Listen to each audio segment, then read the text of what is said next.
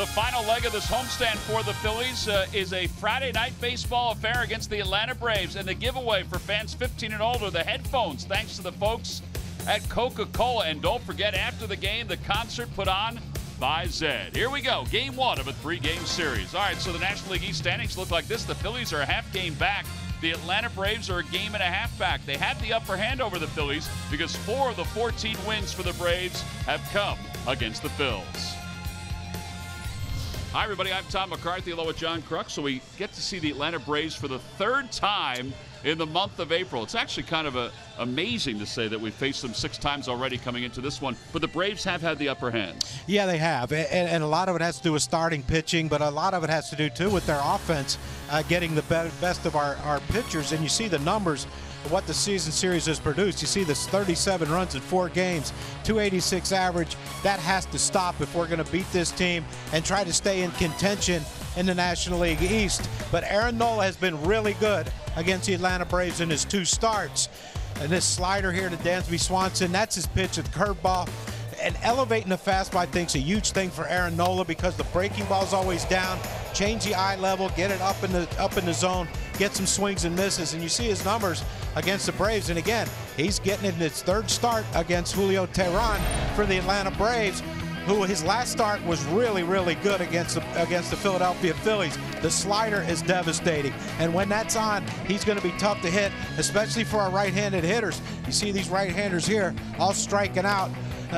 Slider like Noah, breaking ball down, fastballs up, try to get swings and misses. That's what this guy brings to the table. The Phillies have to find a way to get some runs off of him. 9 strikeouts in 6 innings, the last start against the Phils. First start, the Phils actually had the upper hand against Julio Teheran. So it'll be the Braves and the Phils, game 1 of this 3-game series. Teheran, 6th start. Aaron Nola, his 6th start of the season. Yeah, the Coca-Cola headphones being given out here tonight. It's a great giveaway. We got lineups at first pitch coming up when we return. Phillies baseball is brought to you by Xfinity, America's best internet provider according to speedtest.net. By Toyota. The Toyota Camry, Highlander, and RAV4 have something for everybody. Toyota, let's go places. By Citizens Bank, official bank of the Phils. Visit citizensbank.com. By Coca-Cola, taste the feeling. And by Independence Blue Cross, live fearless. Learn more at IBX.com.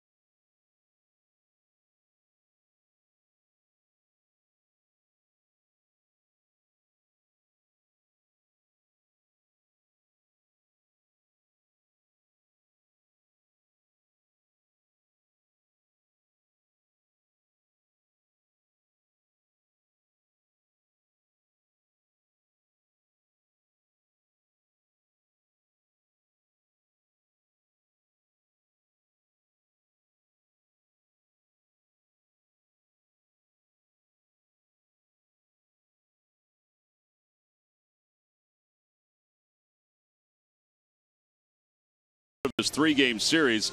It's the same pitching matchup that we saw the first 2 series against the Braves. 1, 2, and 3, same pitching matchup.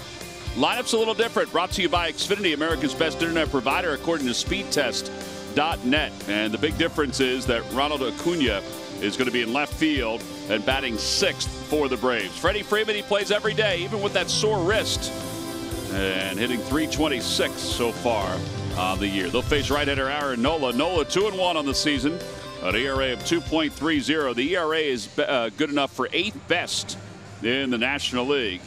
Unfortunately, Johnny's had a handful of no decisions in his 5 starts. Yeah, and opening day had a no decision. A lot of talked about that game with you know, the limited number of pitches he threw and being taken out of that game that the Phillies eventually lost. But yeah, it's at the point now where they're turned loose, aren't they? It just seems that way. You know, 100, 110 pitches, no problem for Aaron Nola. Figure if he's throwing that many pitches, he's doing really well and keeping the Atlanta Braves off the board. Anxious to see Acuna, though. Jeff Francoeur came in and just couldn't believe how immensely talented this young man is. We kind of saw it in spring training and how good he was in spring training. As you see, Nola has allowed 2 runs or fewer in 8 or 10 starts dating back to last year, and even this year 8 games with 2 runs or fewer. And here's Ender Inciarte. Inciarte, the top 4 guys in the lineup against the Reds just tore it up this past weekend. They combined for 27 hits in that series, the top 4 hitters. So Inciarte has hit in 10 consecutive games. That streak started when the Phillies faced the Braves in Atlanta. Now the first pitch of the night, a fastball just a bit outside. We're underway. It's 1-0. Inciarte hitting .272 on the year. No homers, 8 runs batted in. A 2-time Gold Glove winner in center field. And he fouls it away, 1-1. He's not your prototypical leadoff hitter. He's not going to work, well, most likely he doesn't work deep counts. He's very aggressive early in the count. I kind of like that theory of hit. Well, his on-base percentage during the 10-game hitting streak is .396. That's because he's hit his way on. Overall, his on-base percentage is not much higher than his overall batting average. It's .272 is his average, and .309 with his on-base percentage. But what you said is, you know, what Brian Snitker has learned to understand with Inciarte. Yeah, he's not going to be a guy that's going to work counts, try to get on base via the walk. He's going to swing his way on. Down the left field line, slicing out of play, and it remains 1-2. Nice grab by somebody who brought his glove to the ball game. Ozzie Albies is waiting on deck. He also is off to a red-hot start. 8 home runs. Yeah, tied for the league lead. Who'd have thought that?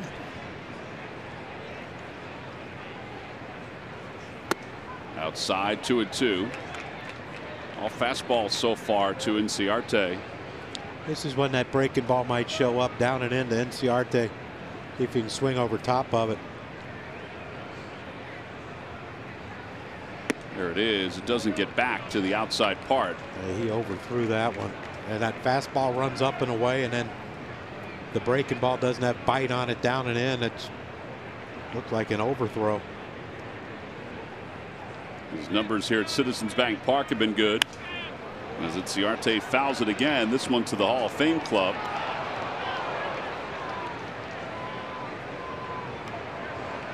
Folks are going hurtling and spinning over seats to get that ball. He got it. He was like a gymnast going over those seats. An old school gymnast. Bart Connor. Bart Connor. Outside ball 4, so Inciarte draws a walk. Tell you what, they're just making liars out of us, aren't they? Look at this. Whoop, whoop. Oh, yeah. Got this back foot caught on the pommel horse. It's like a 7. Carrie Scruggs. Is that the one who broke her ankle and then did the scrug? Here's Albies. Albies was 4 for 18 against the Reds. He is first in the National League in a number of categories, including hits. He has 30 hits.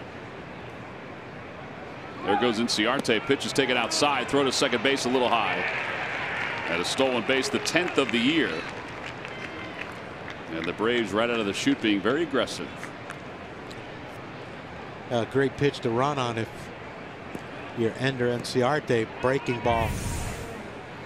Got a great jump. Slow breaking ball. I mean, Alfaro did everything. Even if he throws it on the bag, he's safe. There's nothing you can do. Got that one off Nola. Yeah, Aaron's struggling a little bit with his command. It's an oddity for him to have more balls than strikes, even in the early part of a game. Another curve outside, 2-0. And here's 8 home runs. Ozzie Albies threw 2 breaking balls for balls away. You got to know with Freddie Freeman coming up, and as well as Freddie swinging the bat, that he has to get a fastball here.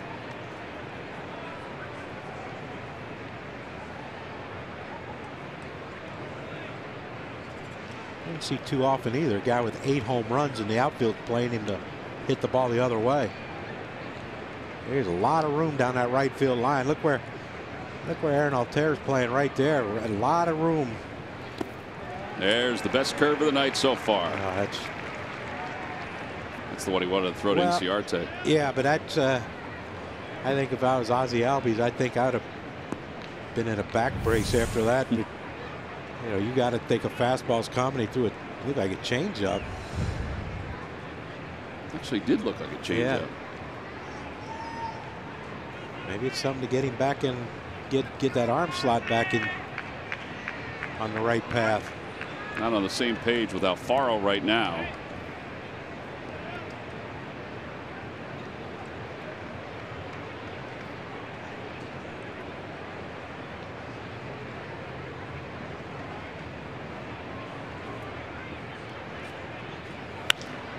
Out towards shallow left field. Hoskins started back. Now he comes in. He slides and he can't get it. He kicked it forward. Albies on his way to second base, and he'll get there. And that'll be his 11th double of the season. Well, when you're hot, you're hot. That's how you lead the league in hits.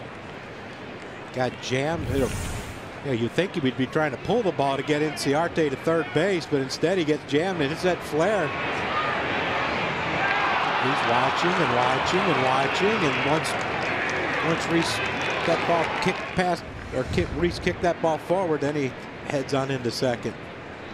And now it's a little trouble, aren't we? Yeah, a little bit of trouble here in the top of the first inning. And the Phillies and the Braves in game 1 of this series. And Freddie Freeman lines one foul down the right field line. Last time we saw Freddie Freeman, he was hit on the wrist by Hobie Milner.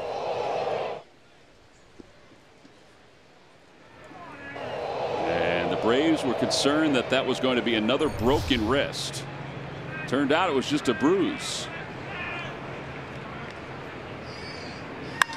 Out toward right field. Altair coming in. It's going to bounce on a hop.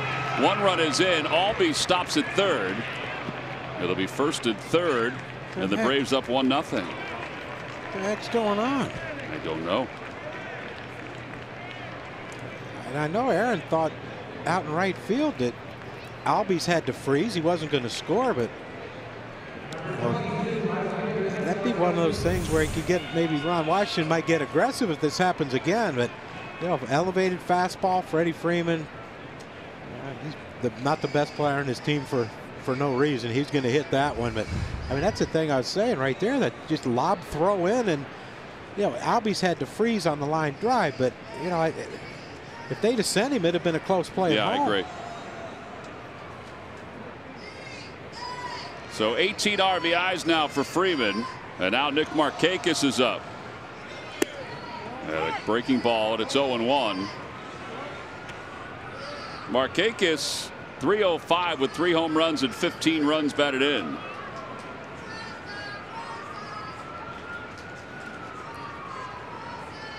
See, his numbers against Nola includes 2 home runs.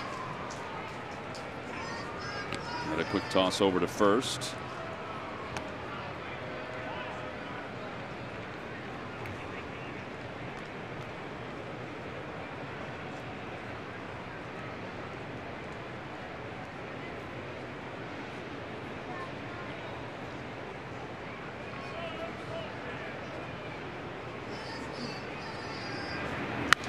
Popped him up. Santana in foul territory. And he makes the catch for the first out. Ball looked like it was rolling out of his glove for a second.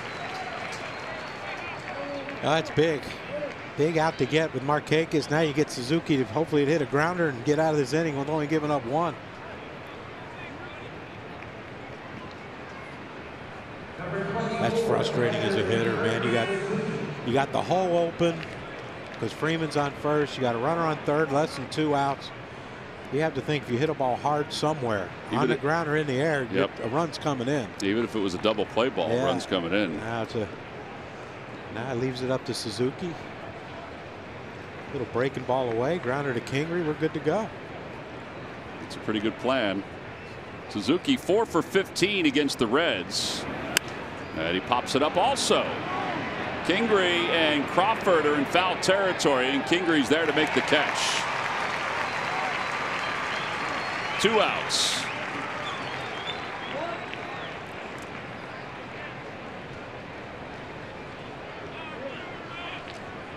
Is that what separates the really good pitchers to the average pitcher? Absolutely. Being able to get yourself into trouble, but being able to get out of trouble. And here's the one I wanted to see. Yeah, I think a lot of people are interested in seeing how Ronald Acuna will adjust to the big leagues. Just called up the other day, picked up his first major league hit against the Reds, a first major league home run also against the Reds. Scuffled in the minor leagues, where he hit .232 with a home run and a breaking ball, and it's 0-1. You wonder, because he had such a great spring, you wonder if there was some upset. I would think he was upset about being sent down. I would too. I mean, he was one of their best players in the spring, and no question he was. That's what players don't understand. How can you? And I'm not talking about just Acuna. I'm talking about his teammates. Like, if we're going to put the best team on the field, why isn't this kid with us? Yeah, it was. It's numbers. It's business decision. Business, financial, but players. I know as a player, I never saw that. I won the 25 best. Yeah, Kingery forced his way onto the roster, and with a new contract as well. No balls and 2 strikes to Acuna. And a fastball hit foul. It remains 0-2. Here's the home run yesterday. How about this guy, Joe Webster? He is an Atlanta native, and he actually used spreadsheets and heat maps for hitters to find out where he would be more inclined to hit a home run. He's an Atlanta Braves fan. He caught the ball, and then after the game had a chance to meet Acuna and give him the baseball back. But he drove all night from Atlanta to go watch him make his debut and stayed for a couple days. Freeman goes. The ball is pulled foul. Watch him after he caught it. Backpack on. I am out of here.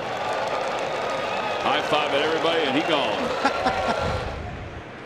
gone. He drove a fairly hard bargain from what they said. He did give the baseball back, and there'll be things that he'll receive.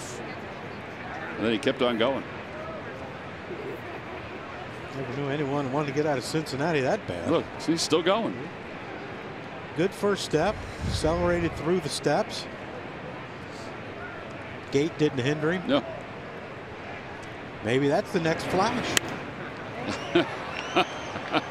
That may have been one of the things he asked for, is to run against the Flash. Or freeze. The freeze. Sorry. No balls and 2 strikes. This is a 22 pitch at bat.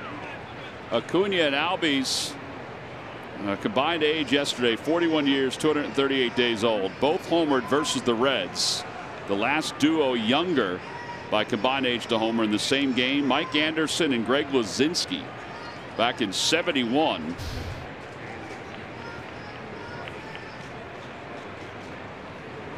Runner goes, pitches outside, throw to second base is Not in time. A run scores. It's a double steal, and the Braves are up 2-0.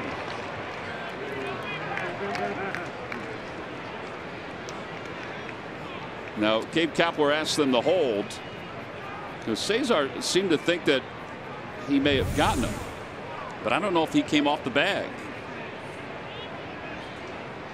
Now, it was a good tag to avoid. No, his hand never came off the base. And, you know, these infielders now are taught keep your glove on them and keep it on them. But you would think with a man on third, that rule might have to go out the window. Yeah, I'm a little surprised that Cesar just didn't run up because Albies was off and running.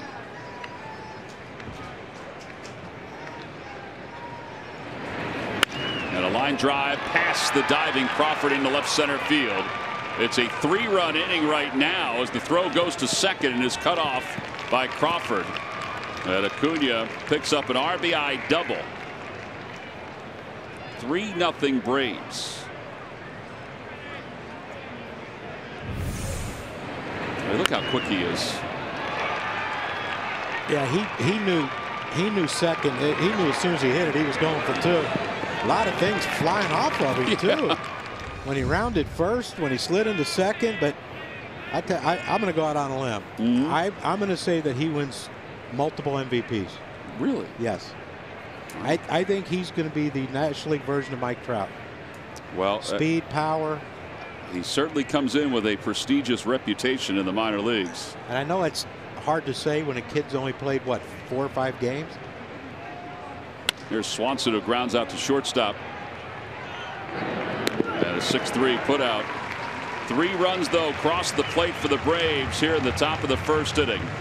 We'll move to the bottom of the first. The Braves on top, 3-zip.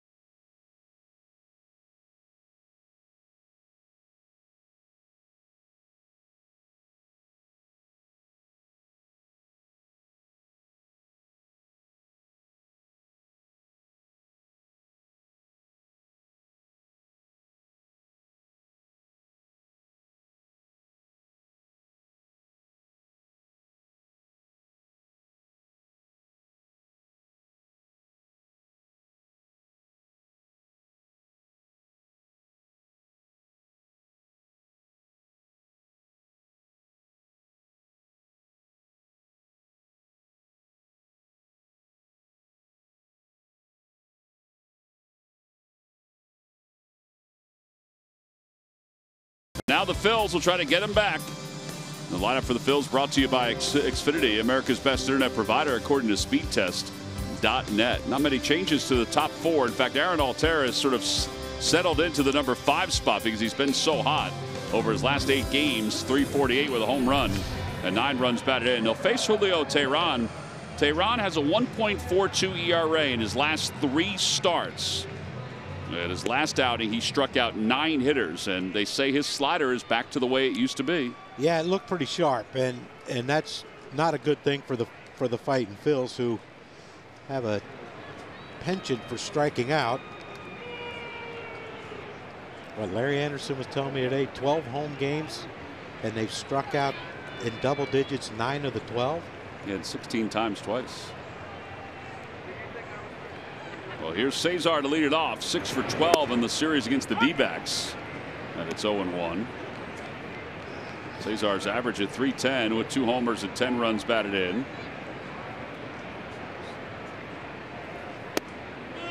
One ball, 1 strike. How does that happen? Like, Teheran's probably been throwing a slider since he was a teenager.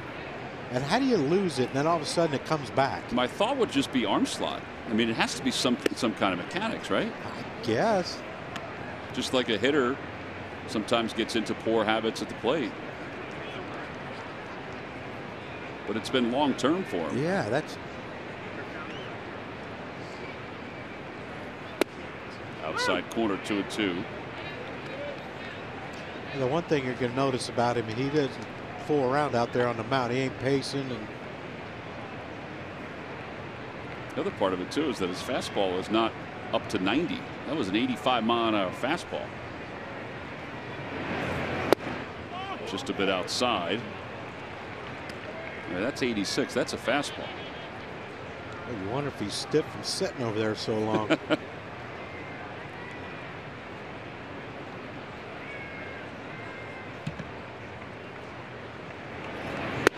Upstairs, ball 4. Cesar draws a leadoff walk.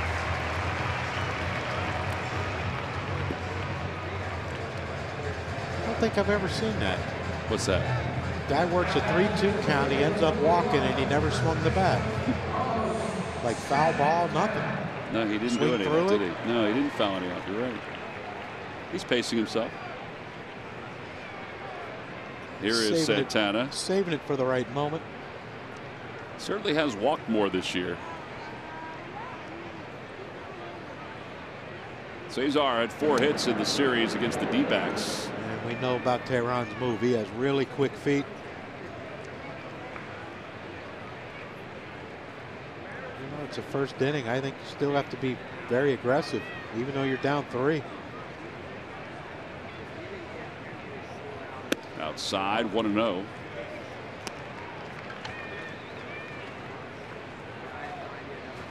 Carlos is 7 for his last 25. And before that, he had been 7 for his previous 62. Change up. And it's 2-0. When did Carlos go with the thing on his helmet, the face mask? You know, I'm just noticing it. I think he just started using it. May have been in the Diamondback series. I didn't notice it, but it hasn't been that long.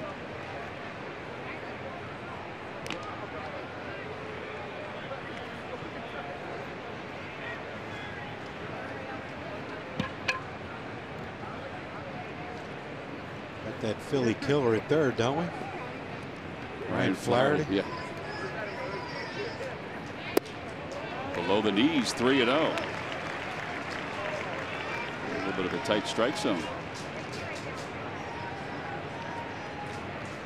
Just when you thought this could be a 2-1 game, it turned into an old slugfest.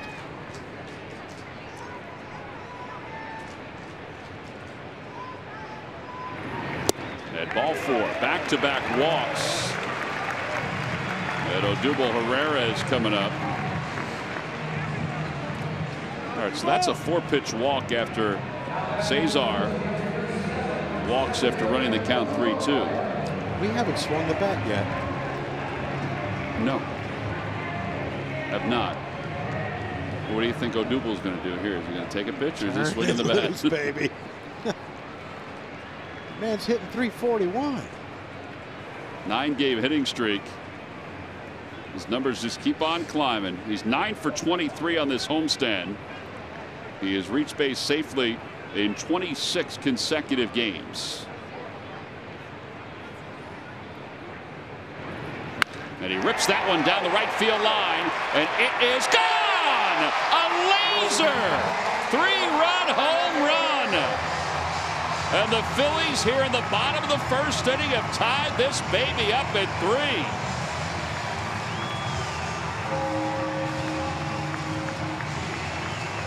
And oh, by the way, that's 27 consecutive games he's reached base safely.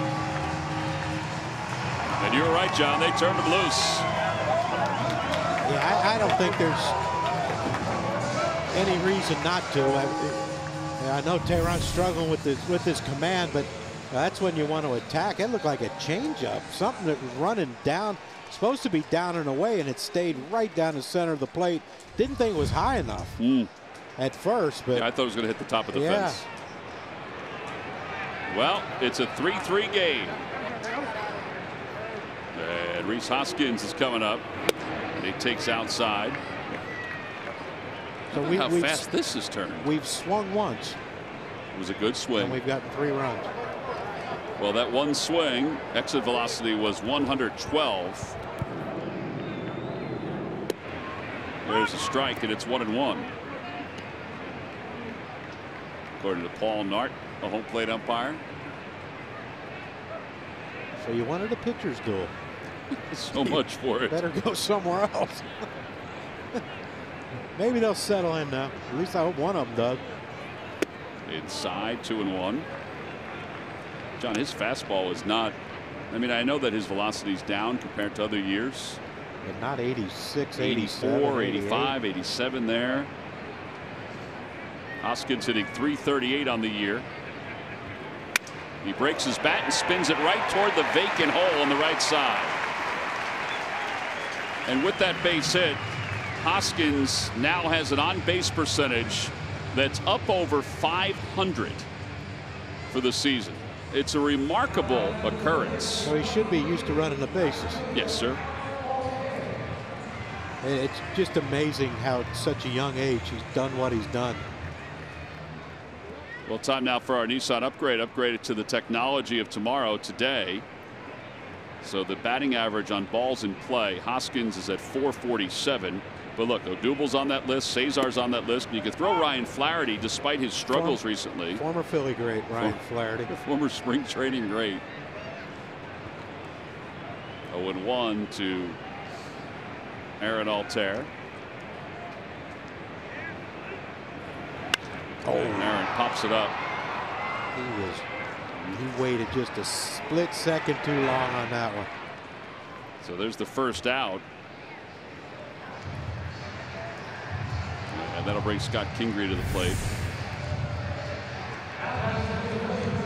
He did not see it right away. Yeah. Or it's a veteran move trying to deke the youngster at first base, but come on. Our youngster's very smart. Pretty good baseball player too.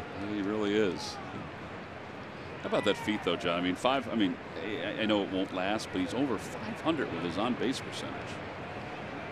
Here's Kingery, and he takes a strike. And you have to think that, you know, he can keep it well over 400 just because, you know, at some point teams are going to say, okay, the heck with it. We're going to keep walking you. Yeah.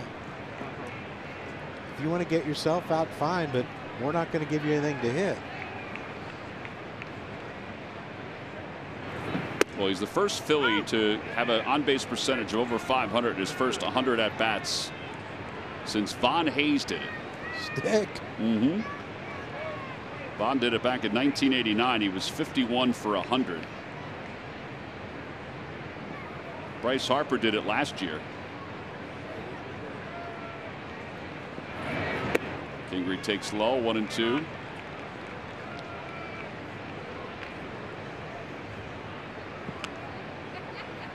Bottom of the first, huh? Yeah. Whole lot of offense. Arizona's jumped on top of the Nats 2-0. Diamondbacks are a good team. Yeah, they are.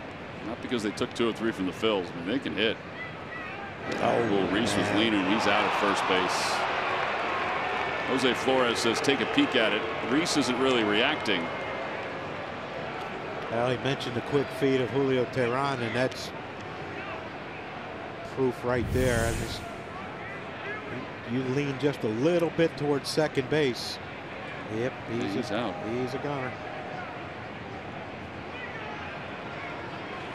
Put out his 1-3, so now it's 1-2 to Kingery. And he did lean just a little bit. Well, you know, he's been stealing bases this year, and maybe he was thinking, you know what, he's not going to pay attention to me, I'll go. But Kingery floats one down the right field line. Here comes Markakis. And that'll wrap up the first inning. But the Phillies have drawn even. A 3-run laser off the bat of Odubel Herrera. Just over the railing in right field. He ties this game up at 3. We'll go to the second.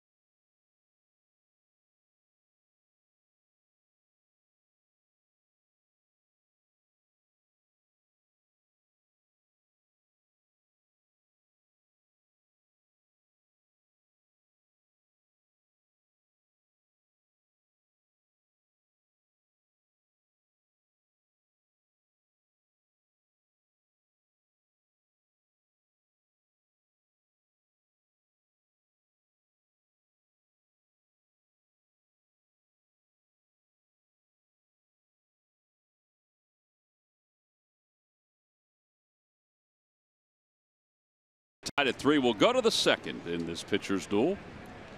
Ryan Flaherty will lead it off. Flaherty is hitting .310. When last we left him, he was hitting .365. Doesn't he have a 5-hit game against us? Yeah, he has 11 hits against the Phillies this year. He's hit in all 6 games. Pulls that one on 1 hop to Santana. 3 unassisted. And 1 quick out. This after hitting .351 in the spring for the Phils.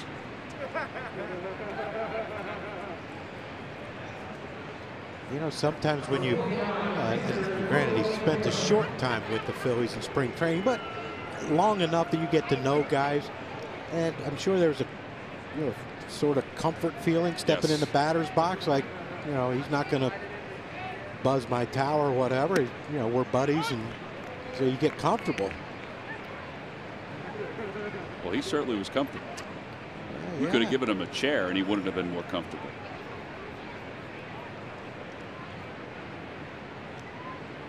Breaking ball, 0-2. I think next year we get recliners up here. Oof. There are days that we wouldn't wake up though. Sure, the fans wouldn't care.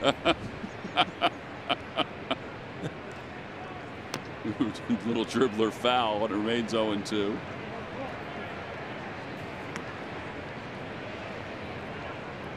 Tehran is 0 for 7 so far this year with a couple of strikeouts. It's not a very aggressive swing. No, it almost looked like he bunted. It almost looked like he was hoping he missed it.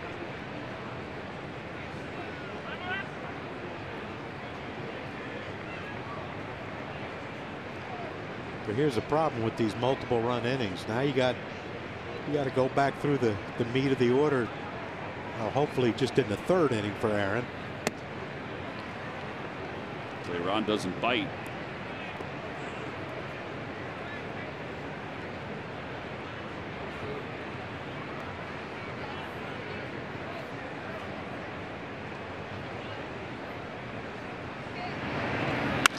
Out to center field, and Herrera is out there and under it. 2 outs. Hey, don't forget this Sunday when the Phillies and the Braves wrap up this series, it'll be the Citizens Bank Fanatic birthday celebration. It's a 1:35 first pitch, a free Fanatic bucket hat to kids 14 and under. Make sure to get to the ballpark early for the Philly Fanatics Doggy Extravaganza birthday show. Starting at 1 o'clock, visit Phillies.com to get your tickets. Well, some of the dogs that are going to be here, John, take a peek. I mean, they got a little personality. Tatum is in the upper left-hand corner. It's a border collie, Jack Russell. She's been doing agility like you, John, for 7 years. She has her master agility dog title among 7 others. Bottom, that's Sully, the bottom middle, 8-year-old border collie as well. He was an abandoned dog, turned into a part of the act. Nice inning for Aaron Nola. 1-2-3 go the Braves. 9 pitches, 5 dogs. We'll be back.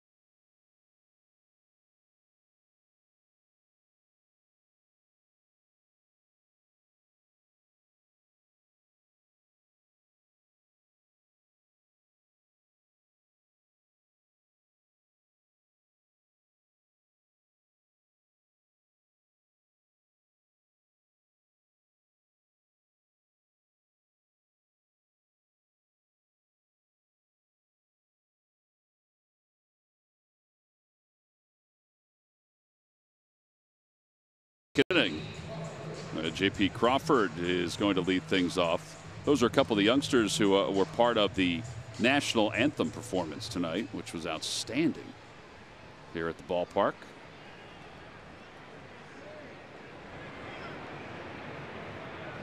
Here's J.P. Crawford.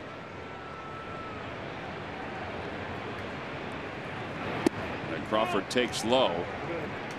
Again, 85 miles an hour. I don't think the gun's off on that. That's his fastball.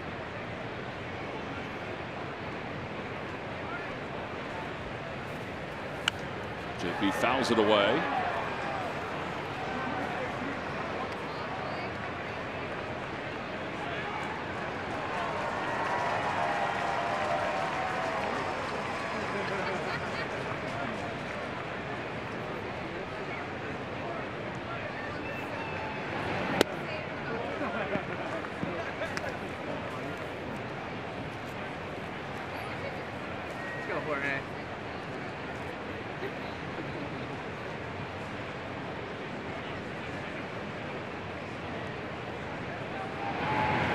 Pulled to the right side, flagged down by Freddie Freeman, who misses very few ground balls.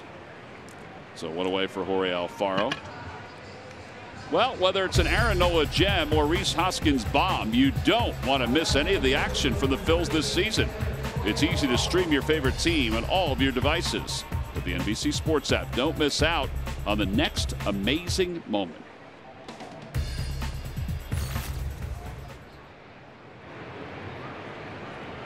Here's Alfaro.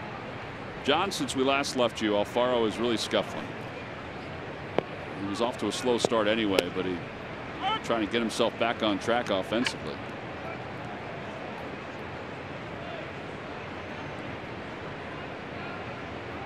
Like a lot of the Phils players, striking out an awful lot. Yeah, well, we saw the home run he hit to right center up in the out in the bullpen out there early in the season, and just with the nice easy two-strike approach, he has that kind of power. But it seems like when he gets going bad, it's an overswing. And it don't matter what age you are. When you're in a slump, you try to hit a home run, you think that's a cure-all. The ball is hit on one hop, and Swanson picks it. 2 outs.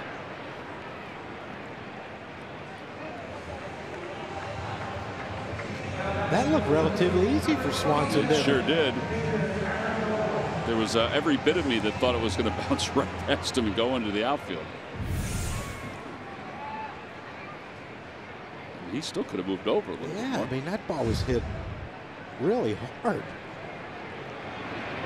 Kids these days.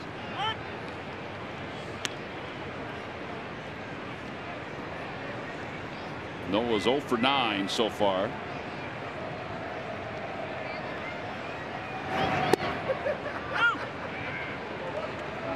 Can he hit? He can hit. He's not got out to struggling early in the season. He's not the best hitting pitcher, but he can hit. I assume it's going to be a base hit to right field when he gets one. I would think so. First strikeout for Tehran, and 5 in a row retired. That is a 10-pitch second. So both pitchers may have settled in. We'll go to the third.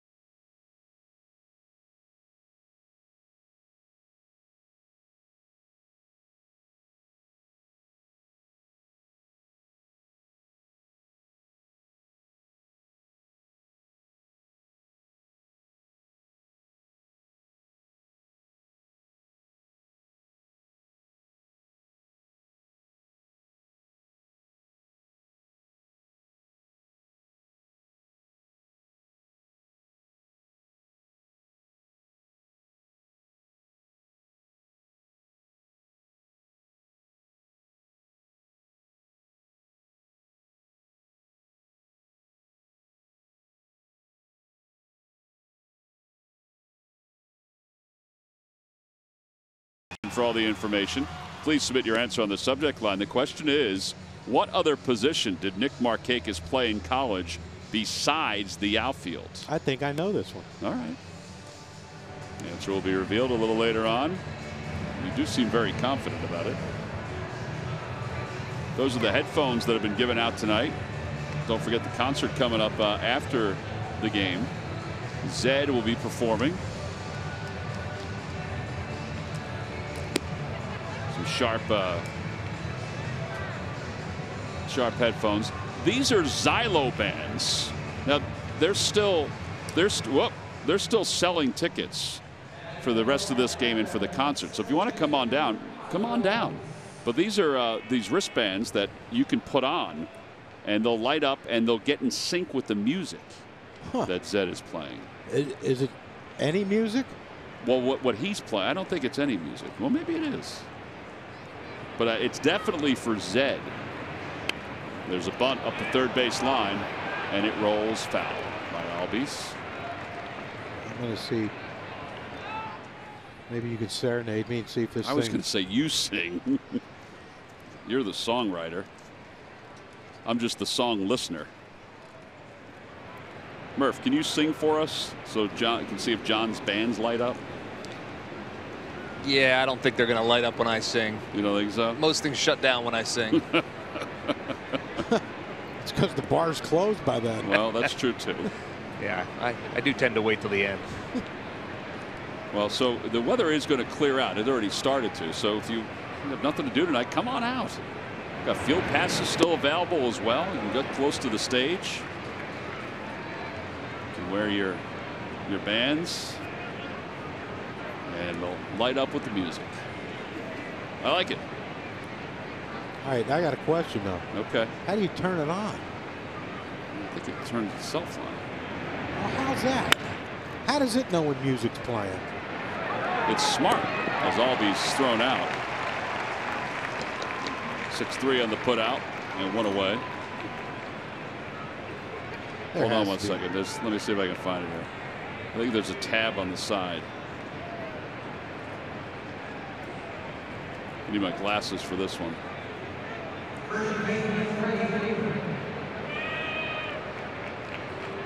All right, well, you all watch a game. We're going to figure this thing out. We'll be back with you by the 8th. Back with you in just a moment. I think there's the tab on the side. Does it open up? Yeah, I think it opens up. Ow. All right, so they only light up once the concert starts. So that tab that you just heard yourself on, you didn't need to do that.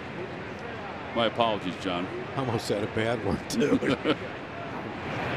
Well, you can say it once. Yes, I can. I'm waiting for the opportune time.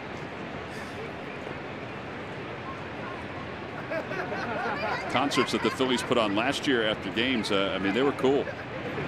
And they were well attended. Bouncing ball right side. Crawford's got it. 2 outs. Back-to-back 6-3 putouts. Freddie Freeman maybe even broke his bat. Got that sinking fastball running away, and Freddie hit it off the end of the bat. Well, you had to figure that both of these guys would settle down at some point. Change up. Change up.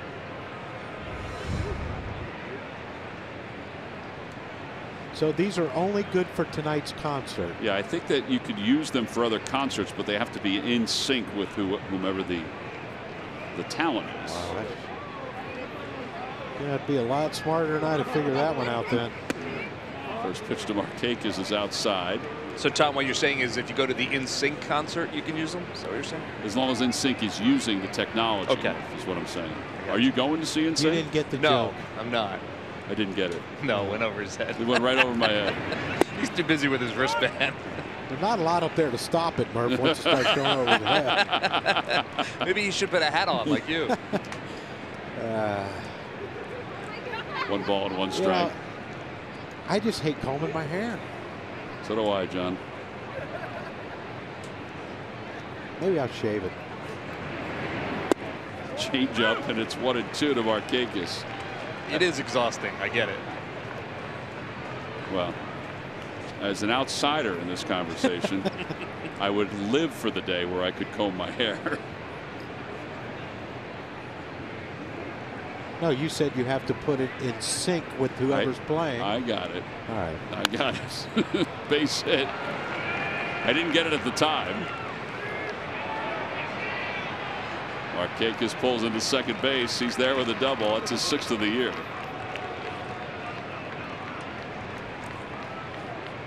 Just when you thought you might have back-to-back 3-up, 3-down innings, Markakis ruins it. Well, let's see if he can get Suzuki so you don't have to face Acuna with a runner in scoring position.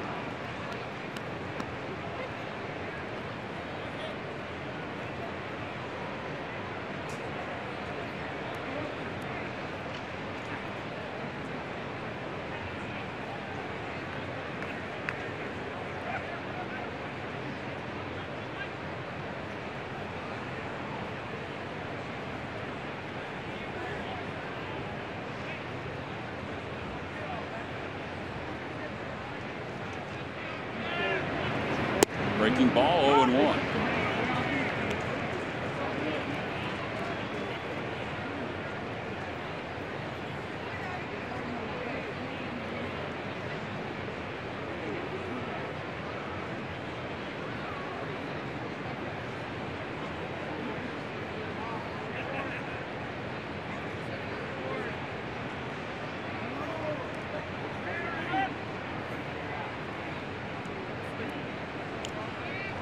See, they're not in sync. No, they're not. They're not wearing their bands.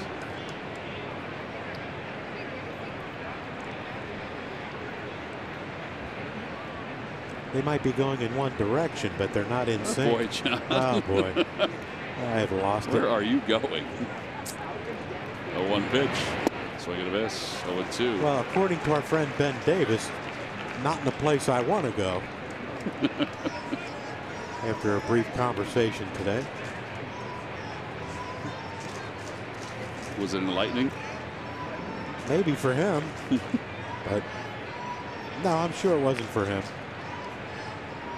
I don't get too deep.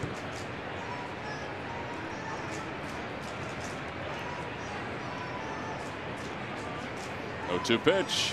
Swing and a miss. He got him.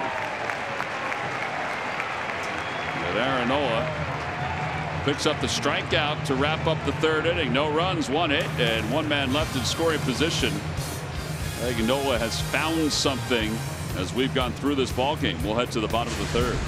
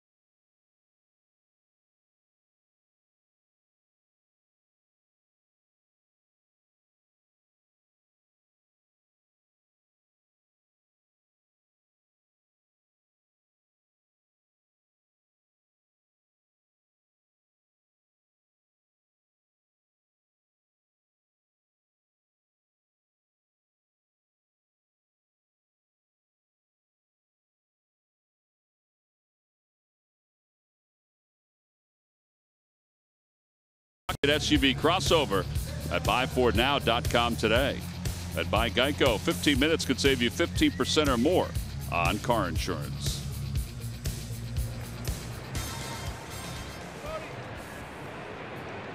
Well, we're tied at 3 as we go to the bottom of the 3rd.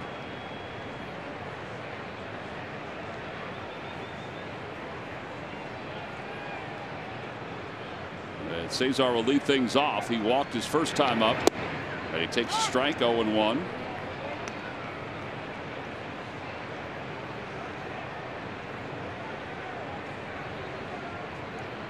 The run scored was the 19th of the year for Cesar. Outside, and it's 1 ball, 1 strike.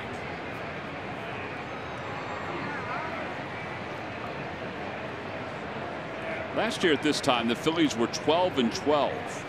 And then they hit a real rough month of May. And of course, this year they come in 15-9, just a half game behind the Mets, who are playing later tonight in San Diego. Mets have played some poor defense the last couple of games. 3-1.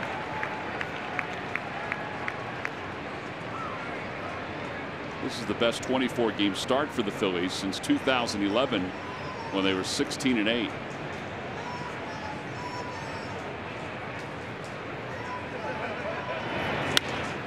Is sliced out toward left. Acuna comes sprinting in, and 1 away.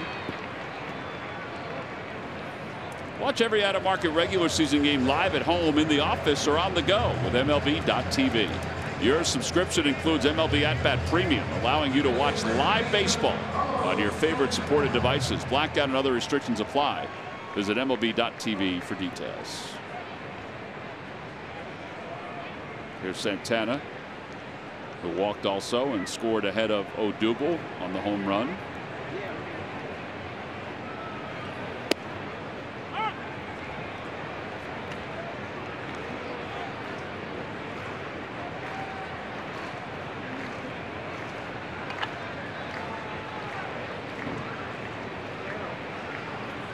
Outside, 1 ball, 1 strike.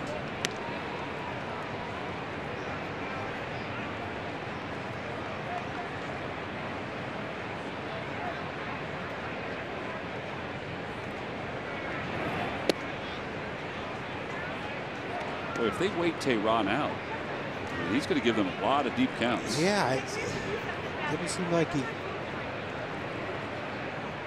consecutive strikes seem to be an issue. 19 balls and 20 strikes. No. 2-2. Suzuki held on to that one. Santana asked the home plate umpire Paul Nart if it was a strike. Paul Nart behind the plate. Kerwin Danley, the crew chief, at first. Scott Barry at second. And Ramon De Jesus is over at third.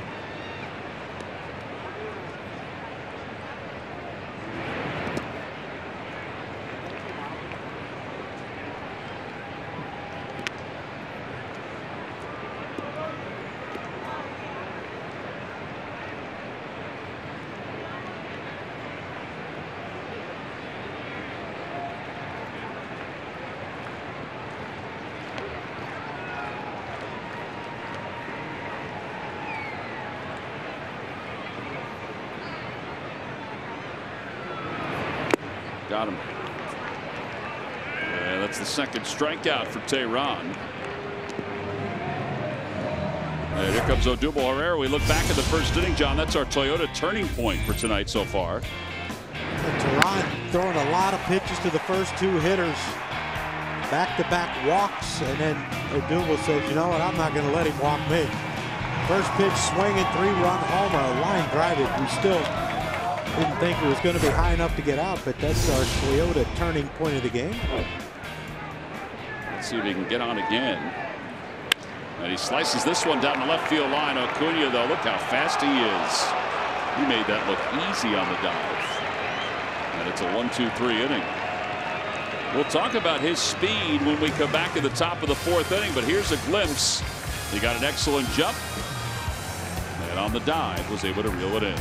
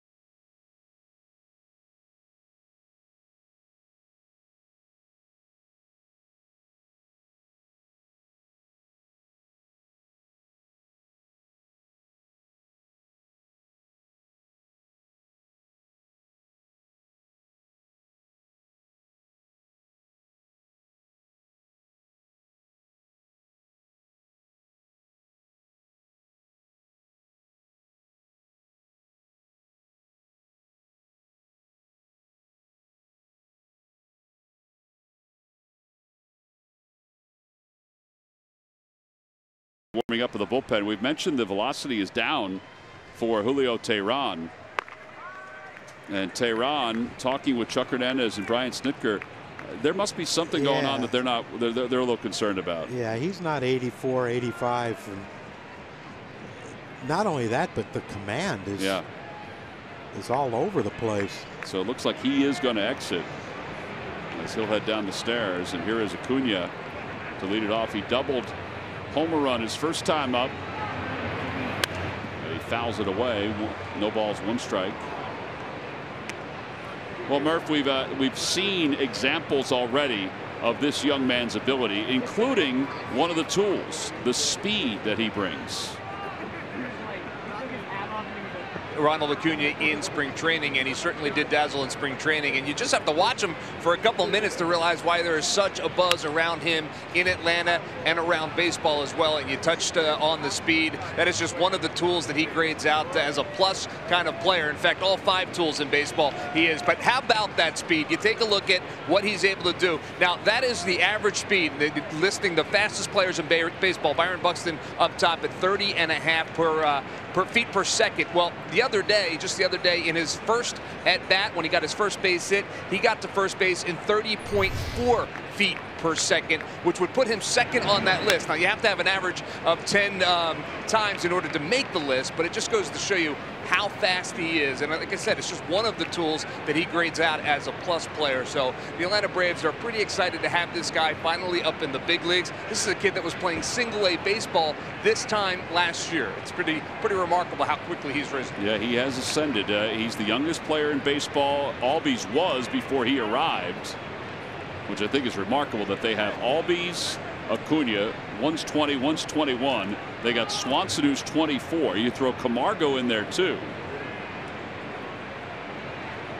0-2 pitch in the dirt, 1-2. All right, here's the double, and watch how fast he gets there. So 29.2 feet per second, and home to second in 7.7 seconds.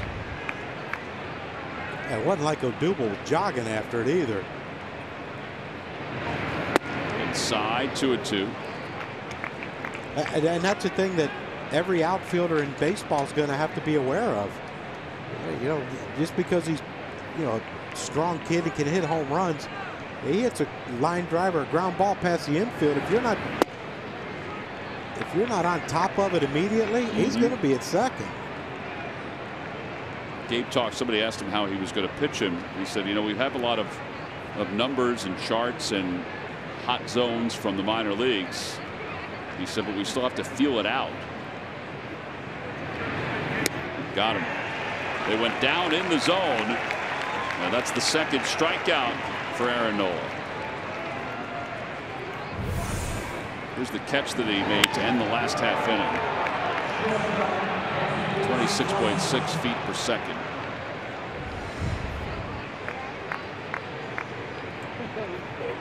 So that ball's caught less than half the time. 44% of the time that ball's caught. Yeah.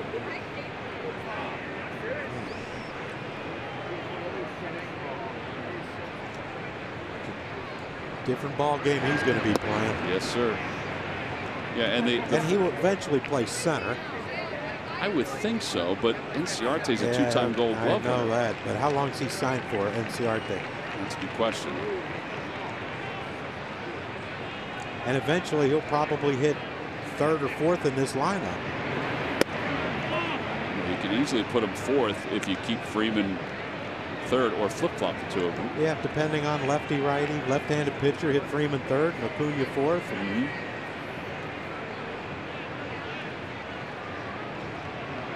Yeah, Inciarte just signed a 5-year contract. Okay, then he's not going to be going anywhere. I think they're content with the way it looks right now. Well, you got a guy who can fly in left and a two-time Gold Glover in center.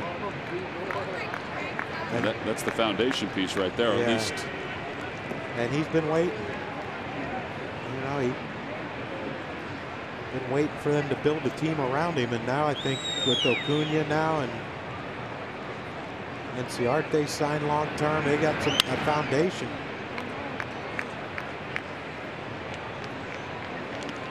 And Dansby Swanson keeps hitting the way he can field.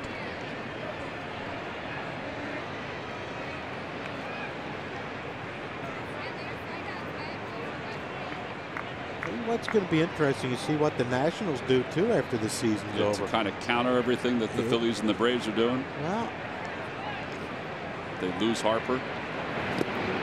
You got him. Alfaro will pick it out of the dirt, and that's a pretty comfortable second out for Aaron Nola. 3 straight strikeouts. Save your company tons of money in the form of lost working hours by ordering the Fellows Aeromax Pro Air Purifier. It cleans the air of toxins and allergens and cleans the air for your employees. Literally, nobody does it better than who? Who but W.B. Mason. By the way, speaking of the Nationals, they've erased that 2-run deficit and lead it now 3-2. As Flaherty fouls it off Alfaro.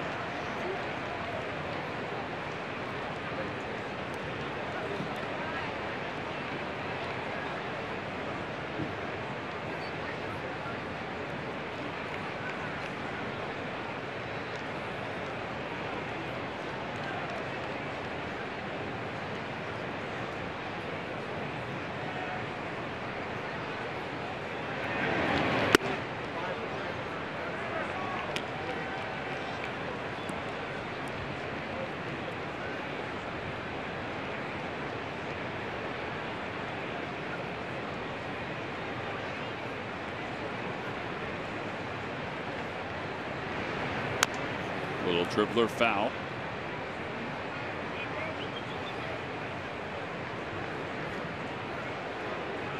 Tehran is done. Tucker's out in the. It's going to be an interesting to see what they do. Yeah. We've got a long man out there. Well, if Flaherty makes the last out, do they double switch this early in the game? Well, they've added another bullpen piece to their roster today, but. Well, 3-3 game, you can always let the pitcher hit, right? Yeah. Tehran was in the game, he did. There's the 1-2 pitch coming. Tapper right back to the mound. 1-3 on the putout. No runs, no hits, and nobody left. We have played 3.5. We'll go to the bottom of the 4th in a 3-3 game.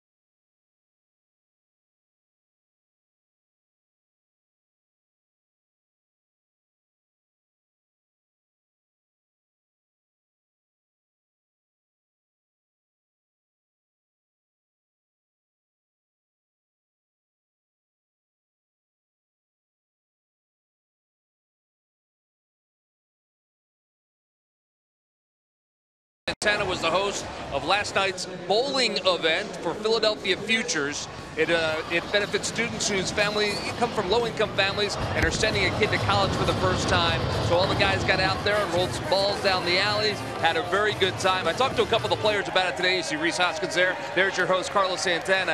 And now the word on the street was that Nick Williams was the winner with a score of 167. However, I did talk to some other people who said that Carlos Santana was in the low 220s, wow. but I guess somehow his score didn't register.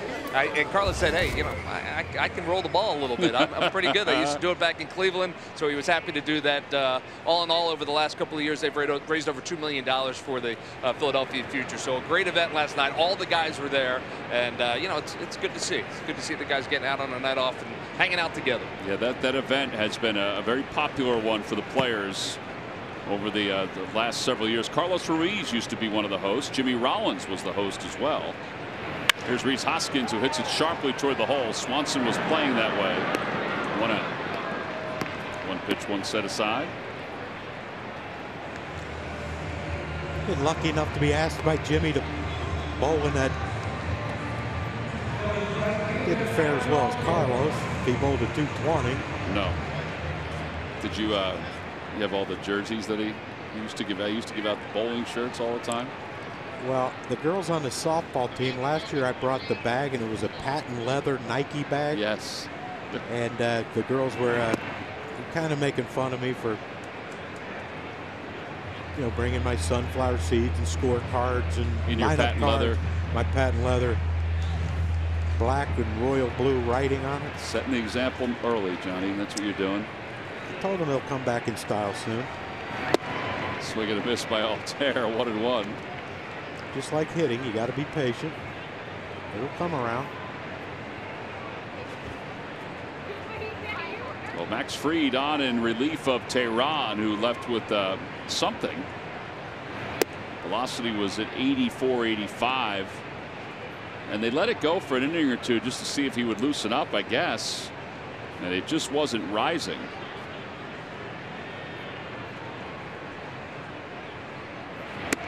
Upstairs, 3-1.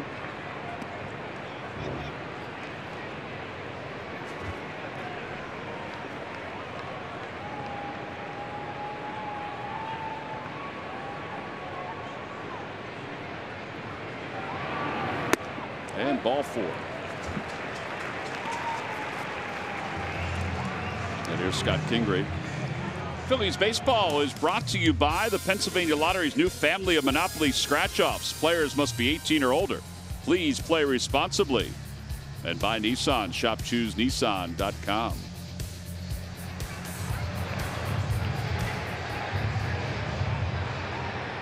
So here's Kingery, who flied out to right his first time up.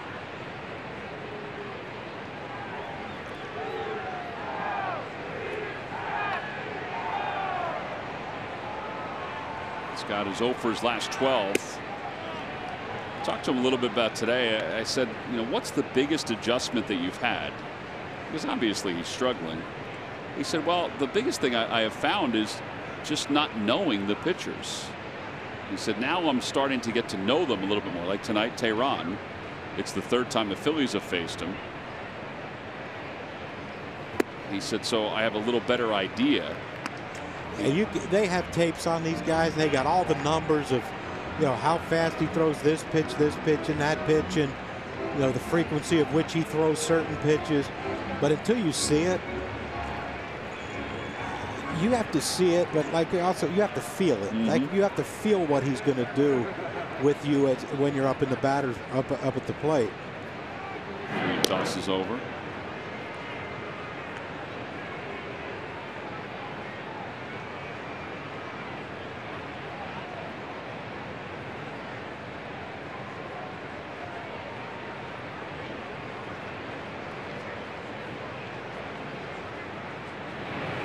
Bunts at it and misses, and it's 1-2.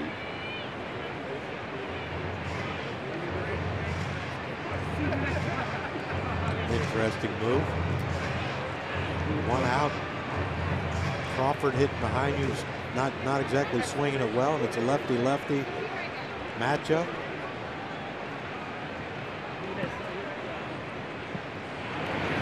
And he pulls that one foul. Well, he needs something to fall here.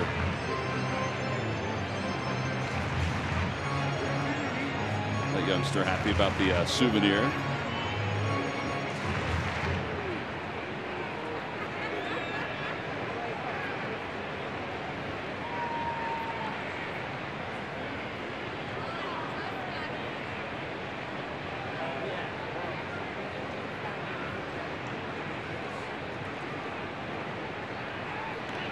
And Altair just gets back.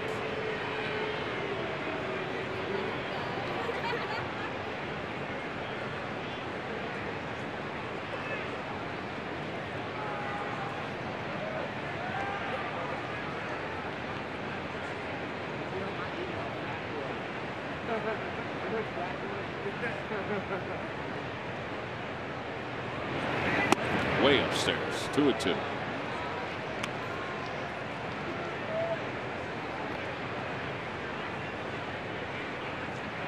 Yeah, this guy, if you want to steal a base, you just have to go first move. He kind of hangs. Mm-hmm.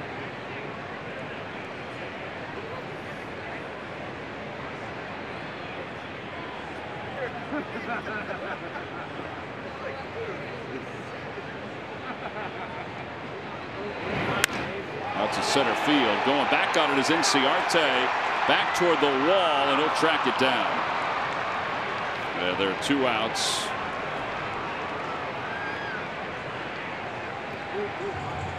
Well, he gave it a nice ride, but it stays in the yard. And here's J.P. Crawford.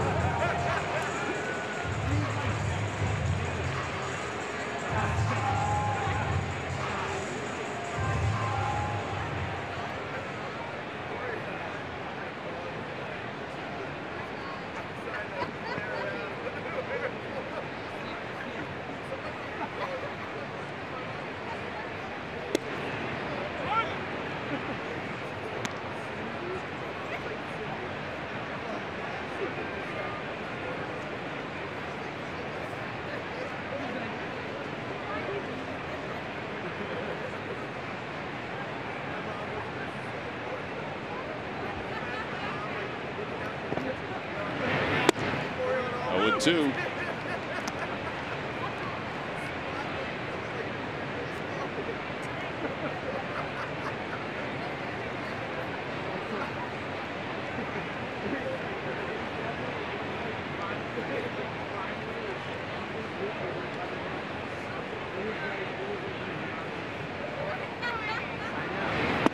And a strike 3 called.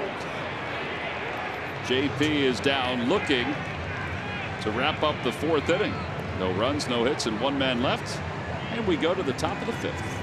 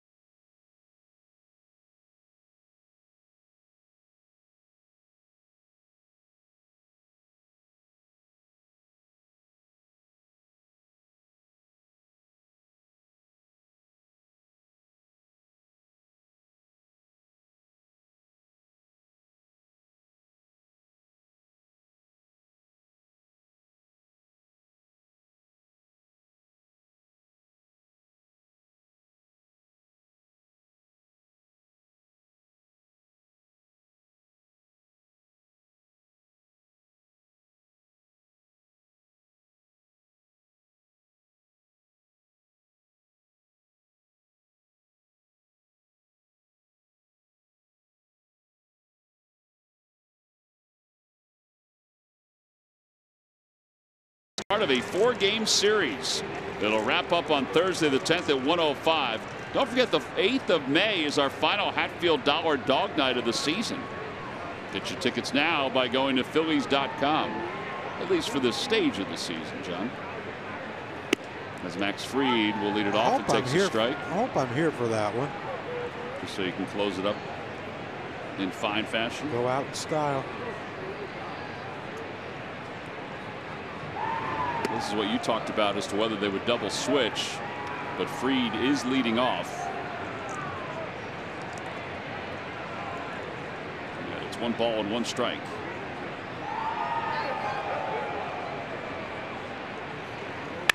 Puts it out to shortstop. Put away. And now to the top of the order for Inciarte. Well, the first inning, 3 hits, 3 earned runs. Since that time, 1 hit, 3 strikeouts. And he's at 66 pitches.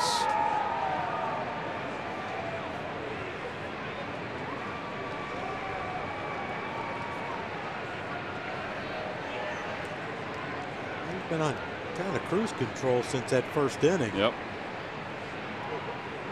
Third time through the order, and Inciarte bunts toward third. Kingery bare hands, throws in time. Wonderful play, and there are 2 outs. Isn't that a baby? That's 8 ground ball outs. Yeah, for a guy who's a second baseman and just started playing third base some in the minor leagues last year, that's a great play. I wish Michael Jack was in the booth to break that one down. He did that as good as anyone. Yeah, he did. I'm sure he'd be very proud of what Kingery did there. Throw off the right leg. If you try to throw off the left leg, you're throwing too much across your body. The ball could end up anywhere. Well, now Albies is 1 for 2. And he shows bunt. I think that's just to draw the infielders in. I think that was more to take a pitch because Fried swung on what, the second, third pitch. And then Ciarte bunted on the first. I think that was just I'm going to take a pitch just to try to give my pitcher a time to rest.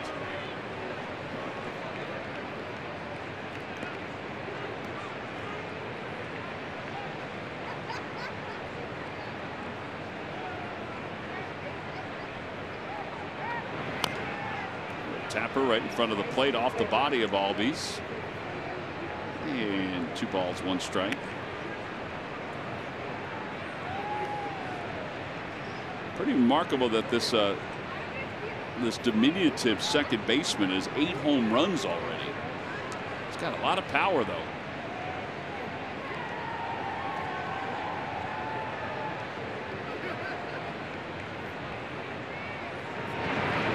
He bunts, and it's 2-2. Now I'm confused. They feel like they're testing Kingery. It looked like he was bunting toward third. Yeah, I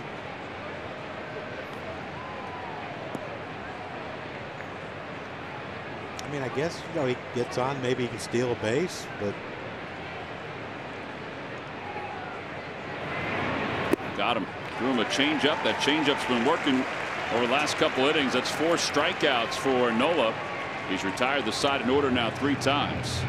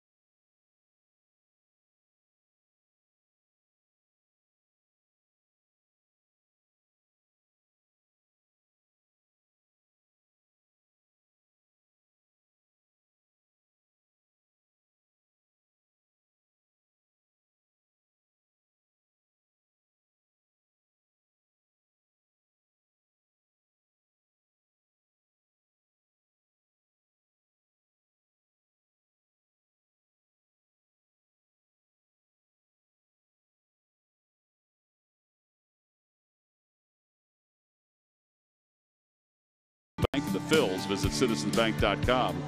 Well, Clearwater yesterday lost to Dunedin 10-9 in 10 innings. Derek Hall, he has been red hot. A couple more RBIs, a couple runs scored. Spencer Howard scattered 2 hits over 6 as Lakewood defeated Hagerstown 4-zip. Lehigh Valley tonight is shutting out Scranton 6-0. Roman Quinn has hit a grand slam. And Reading and Portland, they're playing up in Maine, or they were scheduled to. That game's been postponed because of rain. Here we're tied up at 3 as we go to the home 5th. And Julio Teheran was lifted from this game after 3 innings. We have not received a report just yet. And Max Fried is beginning his 2nd inning of work, and he gets ahead of Alfaro 0-1.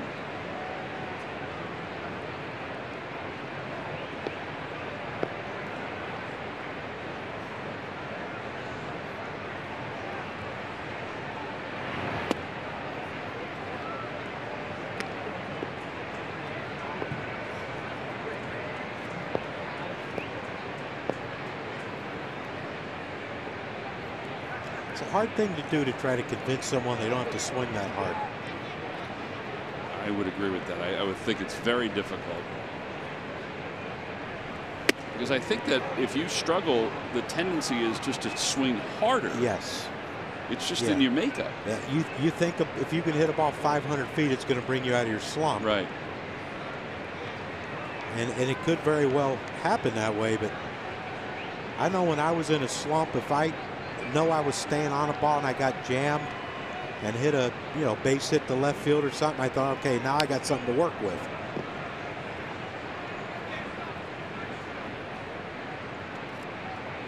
He's so strong and can hit a ball so far without having to swing that hard to do it. Yeah, just use the pitcher to drive it.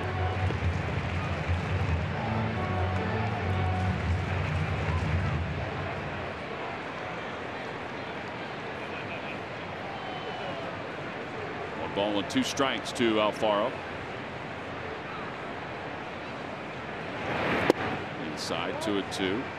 And he has hit 8th a lot this year, which is a very difficult spot for a young hitter, having to hit in front of the pitcher. Explain that, John. What is the tendency? If there's someone on base, there 2 outs, you can make him chase. And if he doesn't chase, you walk him, you get the pitcher. Yeah, Carlos Ruiz used to be good at that, hitting in the 8th. Yeah, but now here's a situation where they have to challenge him, because if they walk him, you got a bunt situation with Nola, and the top of the order coming up with the runner on second. So he should, you would think he would get a good pitch to hit here. 3 balls and 2 strikes.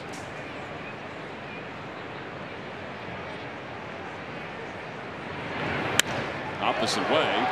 Going back on it is Markakis, over his head and off the base of the scoreboard. He plays it quickly back in. That was a nice play by Markakis. But I think that's what you were talking about. Yes, just reach out and touch someone. Just put it in play. And he has such power the other way that he doesn't have to try to pull a ball. I mean, look at this swing. Nice, easy swing, on balance, head on the ball, and he hits it off the wall in right field. And it was a changeup at 84 miles an hour, so he doesn't have to overswing. Well, that'll bring Nola up trying to bunt, and he takes high 1-0. I think it was 2 games ago, Aaron did not get the bunt down. You see Dusty laying down the signs. And the next day, Pedro Guerrero, who's the Phillies assistant hitting coach, has really done a really nice job working with John Maley, said, I have some thoughts on your bunting. And Aaron wanted to hear them right away. He didn't want to wait till later on. He wanted to hear them right away. Because he knows that the better bunter he is, he might get an extra inning. Might get an extra inning. And he bunts it toward first. That's a beauty. Yep. Just don't run in the line. So the sacrifice is successful. Putout goes 5-4.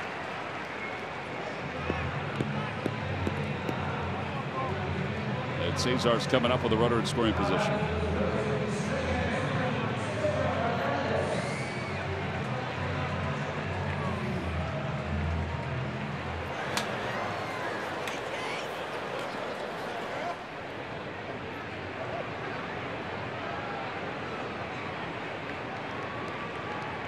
Cesar tonight has walked. He's also flied out to left.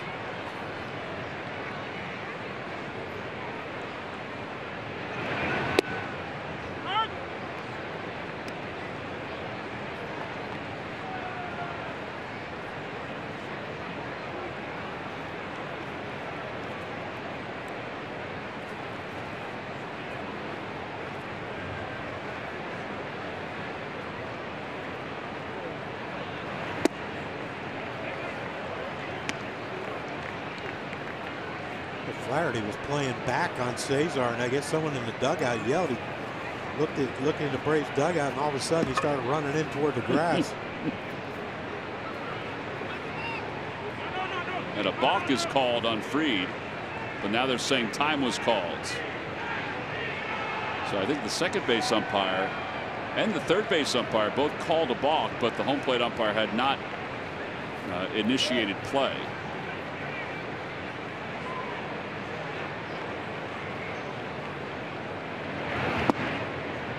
Boy, same pitch this time called a strike. It's 1-2. I got to ask Gabe, why does he have a stopwatch? He timed it from when the pitcher got the sign and then stopped it when the pitch hit the catcher's glove.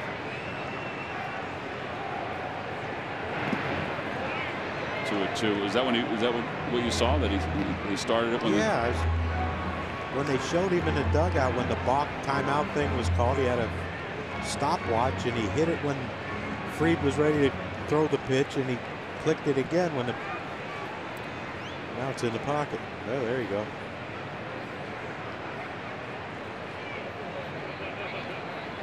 They're getting real diligent with this pace of play thing, aren't they? Giving the manager stopwatches. Out toward right field. Markakis under it. Alfaro tags from second and just draws the throw. There are 2 outs. Eagles fans, don't miss the latest Eagle Eye podcast. Barrett Brooks and Derek Gunn break down the NFL draft so far and look ahead what's in store for the Birds tomorrow. Download it from our website, Apple Podcasts, Google Play, or wherever you get your podcasts.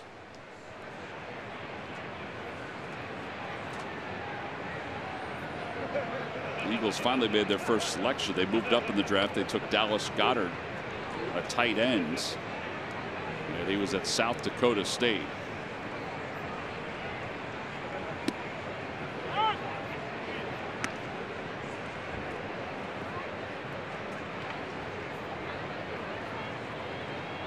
I think there was a thought that the Eagles would take Sonny Michel, but then he was taken by the Patriots last night. So they traded the pick to the Ravens, who took Lamar Jackson. Ball's hit sharply to short. Swanson gobbles it up. And the inning is over. No runs, 1 hit, and 1 man left. 5 in the books. We'll move on to the 6th in a 3-3 game.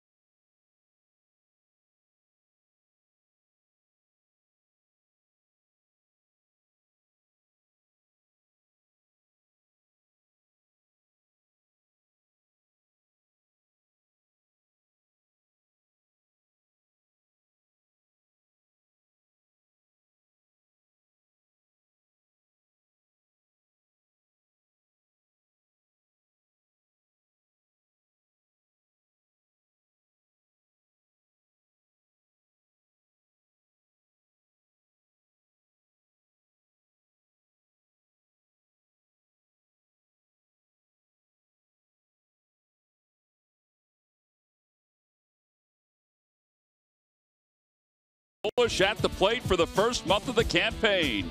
Through the first 24 games of the season, El Torito was third in the NL in average, batting .341, and he had reached base safely in every game since September 27th of last year.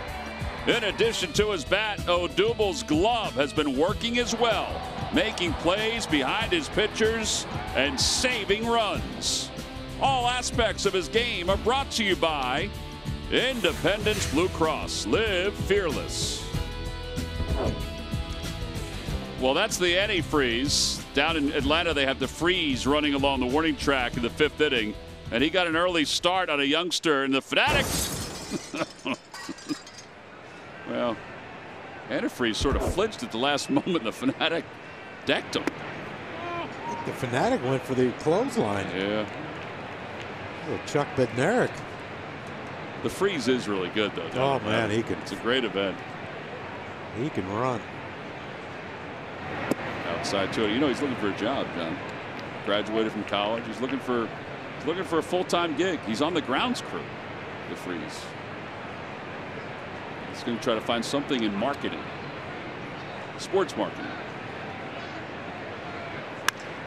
To the right side, diving stop, J.P. Crawford from his knees. A one-hop throw to Santana. A one out here in the 6th inning.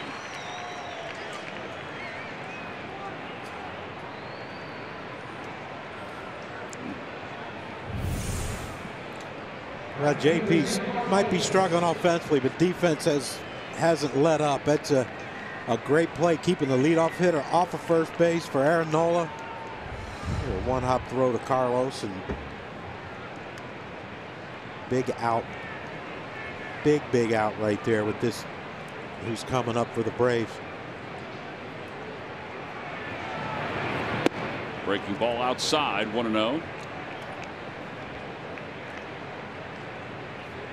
Well, that first inning was troublesome. It was kind of reminiscent of the first inning he had against the Mets up at Citi Field. And really settled in after that. And the fact that Drew Hutchison had a pitch yesterday for Ben Lively, who went on the DL today with a back strain. Rick Kranitz and Gabe Kapler would like to see a little length from Aaron Nola, and they're getting that. 2 outs. Phillies called up Jake Thompson, who was in the bullpen. I asked Ben today, I said, when did you start feeling it? He said, you know, my back just didn't loosen up. He said, you know, you go out there all the time and you're stiff. Something's stiff. But my back just would not loosen up in yesterday's game, and I could not get through the ball.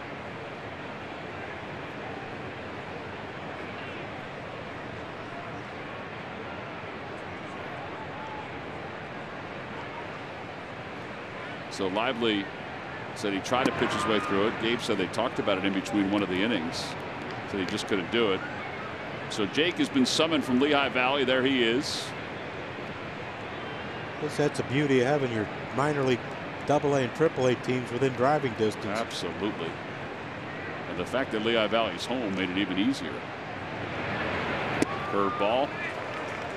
When I was in the minor leagues, the Pirates AAA team was in Hawaii. How quick do you think they got someone up there? Would you go? Did you play there? Yeah, we go for 8 days. I was going to say you had to stay for an extended period of time. And we had the All-Star break, so we had 3 days in between. Ozzie Guillen and I used to rent mopeds. So we played 4. Yep. And if you made the All-Star team, then you had to venture back out. No. You just didn't go? No, we stayed. J.P. Crawford puts it away. A 1-2-3 inning. 10 in a row. Retired by Nola as we go to the home 6th.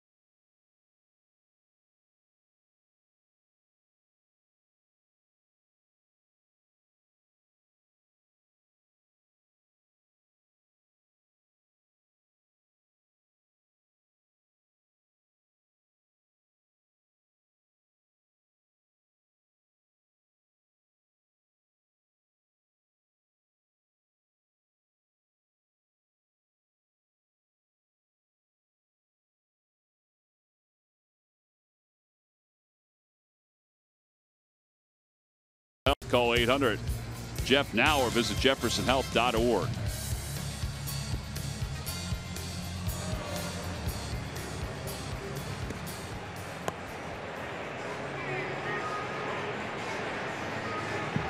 We go to the home 6th inning. Odubel Herrera will lead it off. It'll be Herrera, Hoskins, and Altair.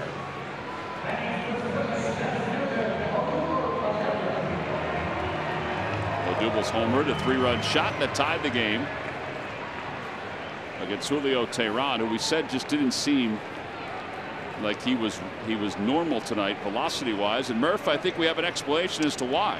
Yeah, we do. Coming from the Atlanta Braves, apparently right upper trap tightness for Teheran, so that is why he had to leave tonight's ball game. Well, that explains the lack of velocity. Yeah.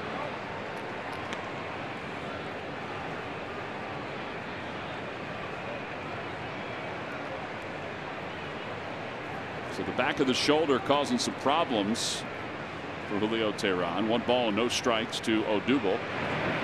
A curve ball hit foul, 1-1.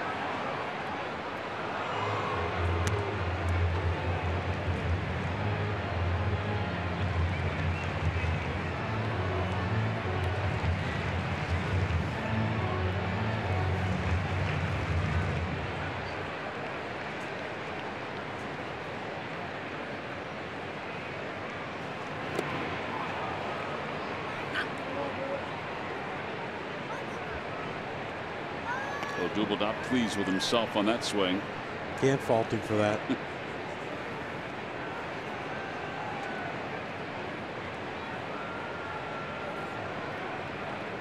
Fried's ready to go. He wants to fire here.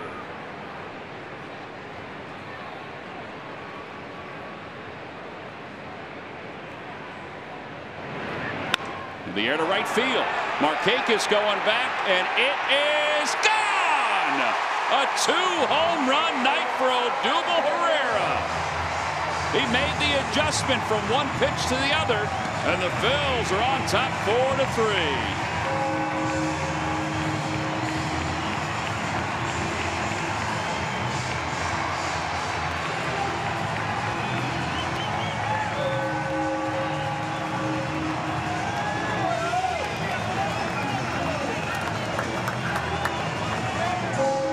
First 2-home run game of his career.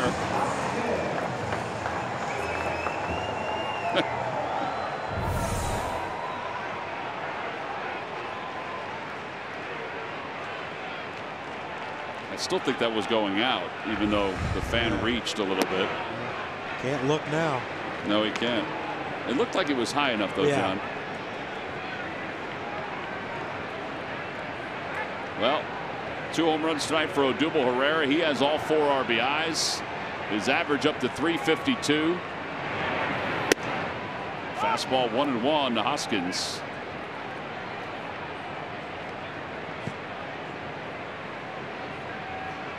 Hoskins is 9th in RBIs with 19. He's 4th in OPS in Major League Baseball. Inside.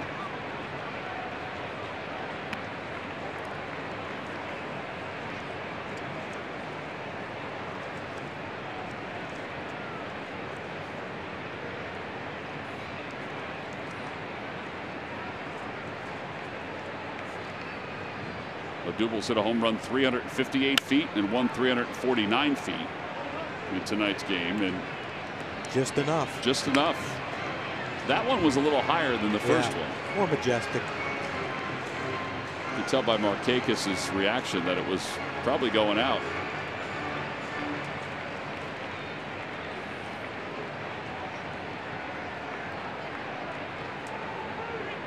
He's going to win a batting title some year. Pete Buchanan used to say that all the time. As much as he frustrated him from time to time. He's been better this year. Yeah, he's had a couple of lapses on fly balls.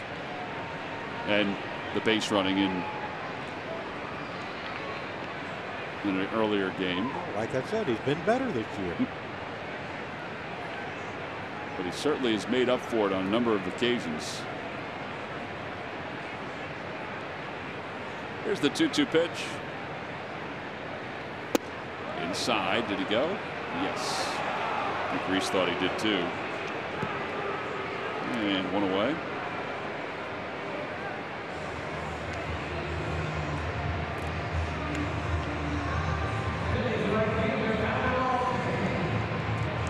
Well, you remember the horrific start that he got off to last year.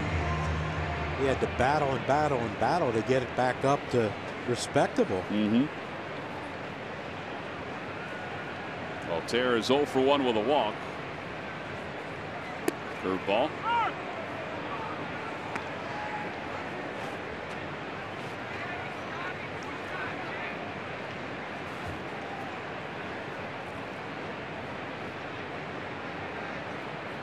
Another curve.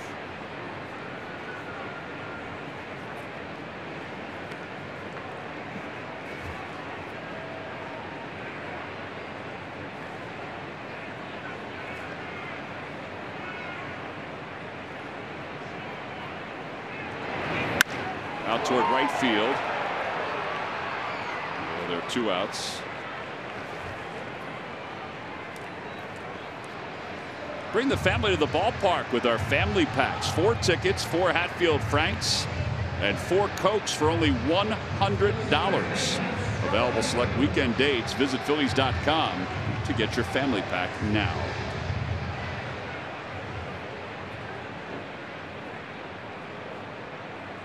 Kingery is 0 for 2. He's fly to right and he's fly to center.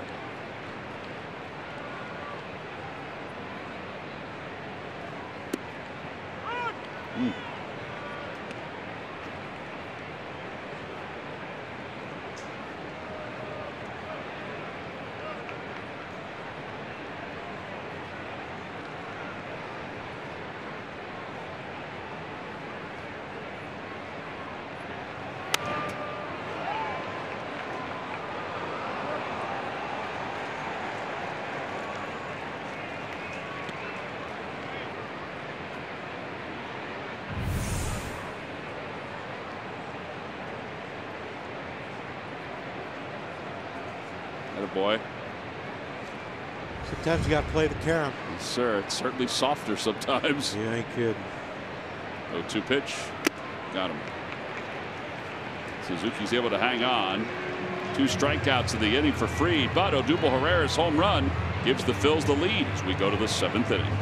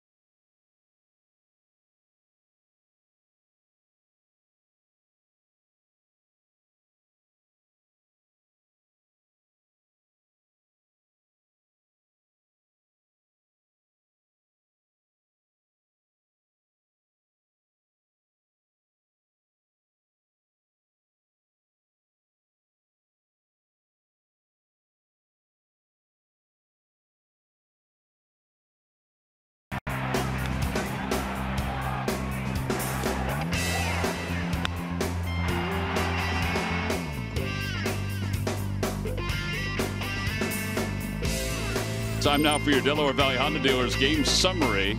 Yeah, Odubel Herrera active tonight. 2 home runs, 4 RBIs. The RBIs tie his career high. The home runs, it's the first time he's had a multi-home run game. Aaron Nola 4 strikeouts through 6. And now we go to the 7th inning. And Ronald Acuna will lead it off. He is 1 for 2. And he pulls the ball foul. Well, dude, we got to remember Acuna robbed him of a possible extra base hits too. Very true.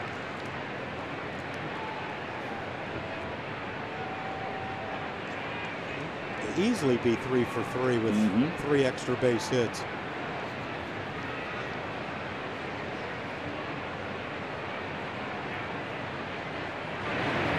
Down low, and it's 1 ball, 1 strike. Do you marvel at a 20-year-old that's able to do this? I mean, even make it to the major leagues. I know I was not prepared at 20 to be a. I wasn't even at 20 be prepared to get away from the house. That's why, you know, what Griffey did at his age, Alex Rodriguez, Dwight Gooden.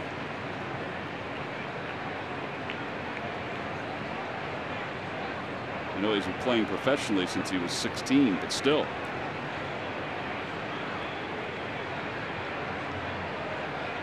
Two-one pitch.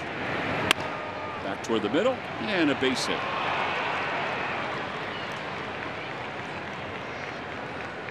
A leadoff single. Dansby Swanson coming up. Time now for the Ram Truck Stump the Fans trivia quiz answer. John, what other position did Nick Markakis play in college besides outfield? He was a pitcher.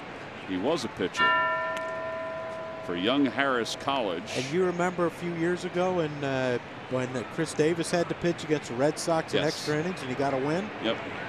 But I asked Buck, I said, who else would pitch? He said, well, Nick pitched in college. Nicky. Called him Nicky. 12-0 with a 1.68 earned run average in 15 games. Must be easy. Log back on to Phillies.com to find out if you're the winner of the Phillies prize pack.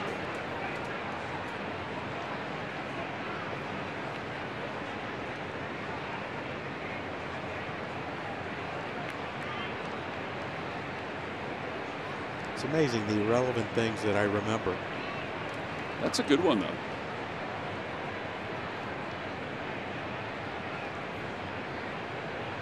How do you think Markakis feels that Buck thought Davis was better? Davis had better velo. Is that what it was? He throws hard. He was throwing 90. I guess I could see that because he does have a very good arm. Oh.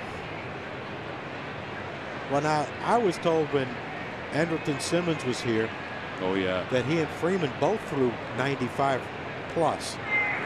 Well, when Simmons, who's now a whiz at shortstop for the Angels, curveball in there, 0-1. When Simmons was first drafted or first signed by the Braves, there was a thought that he would either be a Tani or that he would just be a pitcher because he would throw near 100 miles an hour. So he asked if he can give shortstop a try for a little bit first. It's kind of worked out.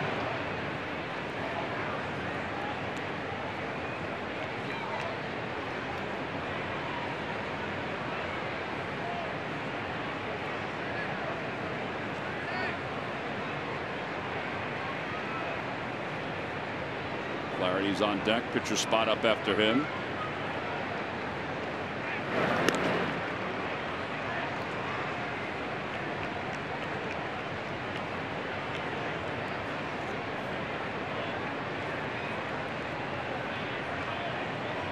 Got Adam Morgan warming up in the bullpen.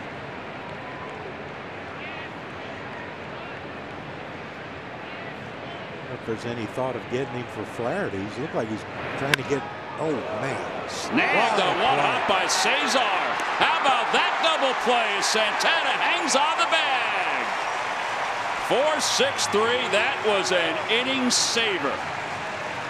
Hey, what? That was really close to Aaron Nola's head. Man, that ball was hit. What a play by Cesar. It hit the almost the lip of the grass too. The Braves are taking a peek to make sure Santana stayed on. I do believe he did. Wow, that throw really did sell, I don't know if didn't he did or not.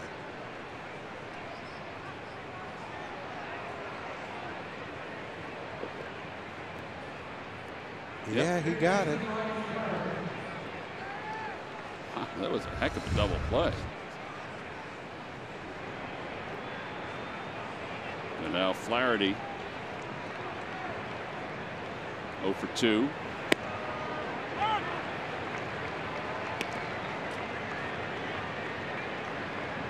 By the way, I mean, we all think the world of Aaron Nola, but think about where he was in the first inning and where he is now. Never thought 7. I mean, stuff-wise, too. Yeah, 1 out away from going 7 innings. Certainly a manageable pitch count.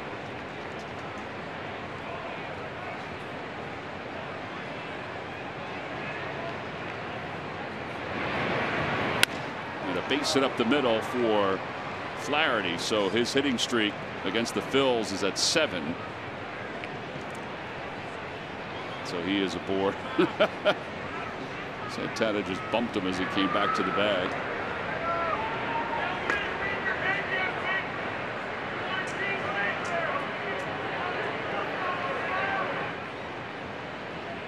Camargo was in the on deck circle and then he went back. Now he's coming back up again.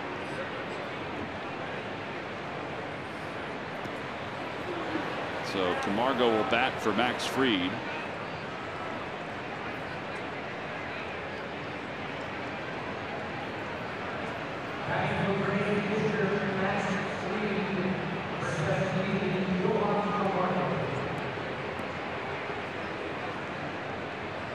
Hitting .250 on the year.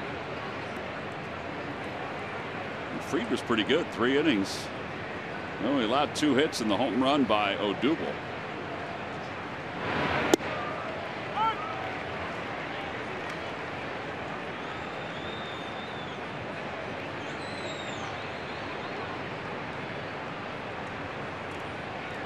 That's a pretty good bounce back right there.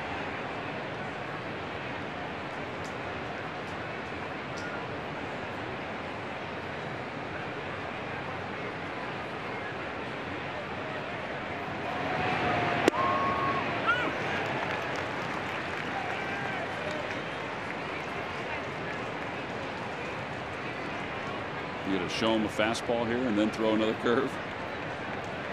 I think he might throw that 2-seamer at his hip, and if it comes back for a strike, so be it. If it doesn't, then, you know, 1 and 2, and then you can flip another breaking ball up there. It's like a changeup. Yep, 1 and 2.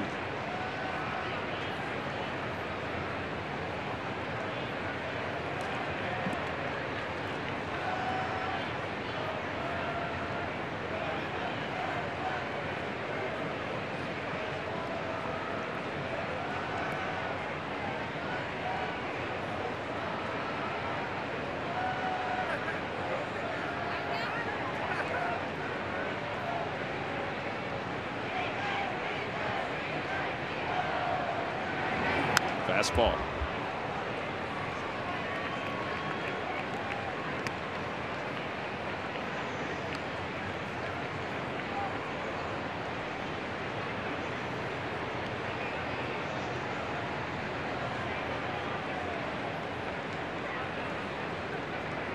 Teaching the little man a little bit about the game at a young age. He probably wants the headphones that were given out tonight. Back toward the middle, a base hit for Camargo. Flaherty's around second. He'll stop there. And now first and second with 2 outs, 3 hits in the inning. And Ender Inciarte is due up. I think Gabe's thinking about making a move here. He's got the lefty Morgan warming up in the pen.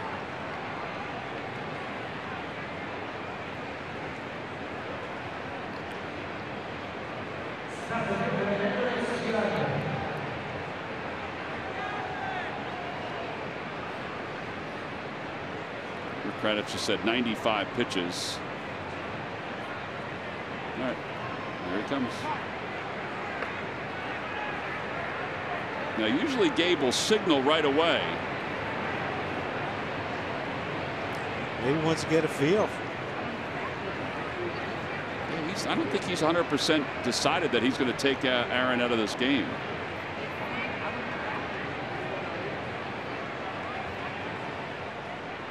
Yeah, I think he's going to let him stay in. I don't know. You can look at Aaron Nola all you want. He has the best poker face I've ever seen. There is some truth to that. You are right about that. You can look him in the eyes and say, does he want this or doesn't he want it? I don't know. You can't tell with Aaron. You're very, very true. And that's what makes him, I think, a good pitcher.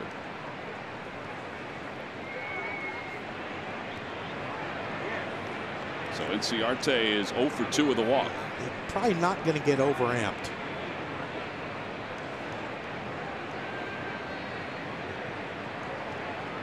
Tying runs at second base. Swing and a miss. 0-1. I would assume he'd make a terrible closer. Those guys have to be a little nuts out there to do that job. It is big right here.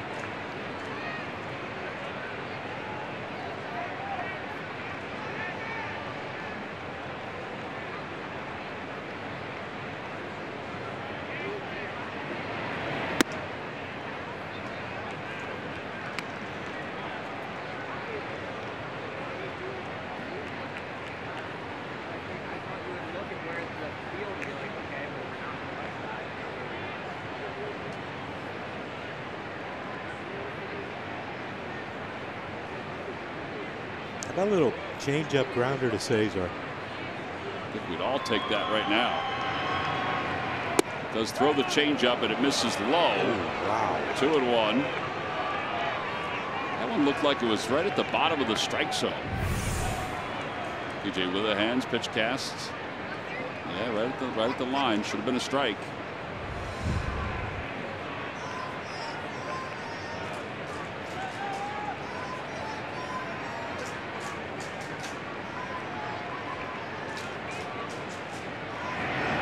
There's a strike at 93. I think Aaron knows this is his last one. You might as well just air it out. Yeah, Albies is on deck. Be nice to finish 7 innings with 100 pitches exactly.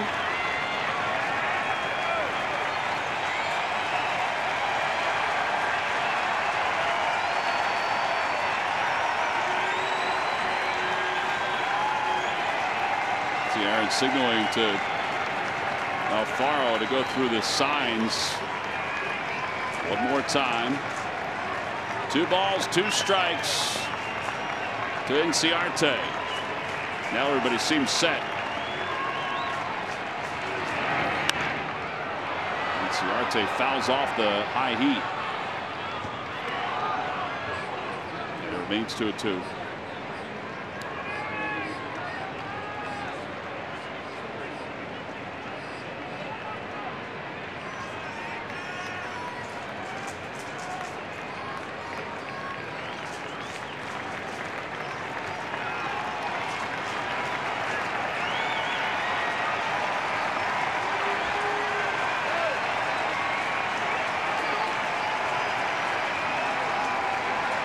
Again, 2 balls, 2 strikes. Breaking ball hit back towards shortstop. Crawford's got it, throws across the diamond in time, and the inning is over. Gabe Kapler showing trust in Aaron Nola that he could manage his way out of the 7th inning, and he does. No runs, 3 hits, and 2 men left. Time to stretch.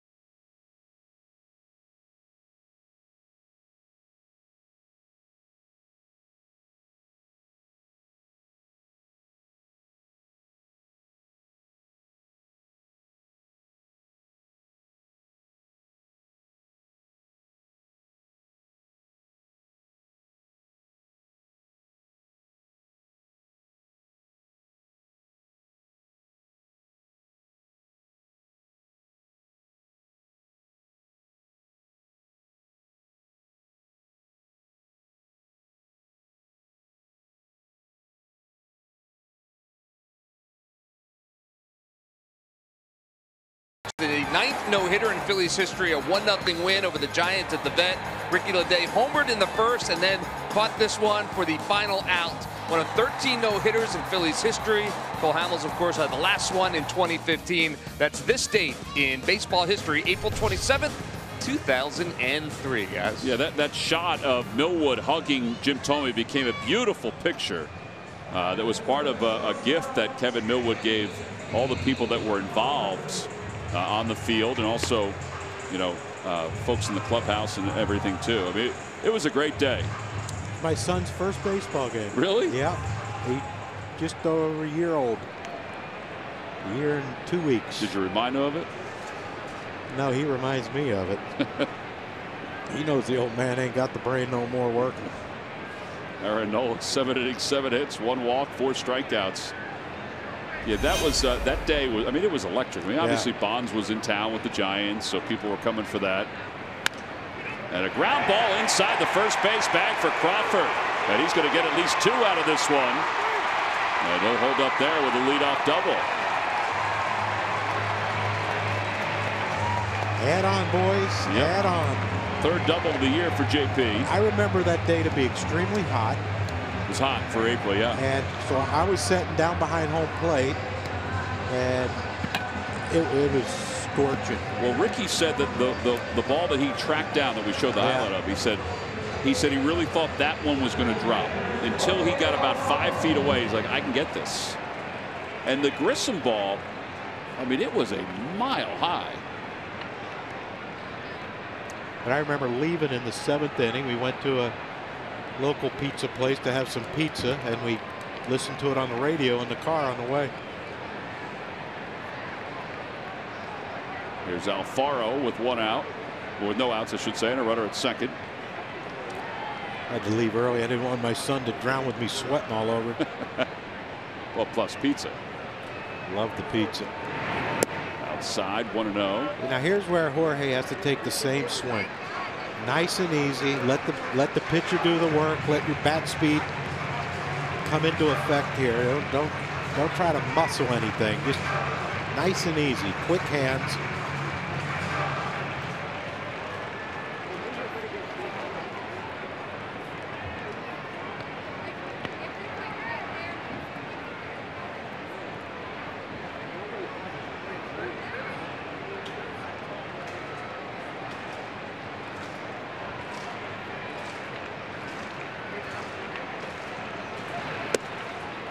Trying to muscle it there.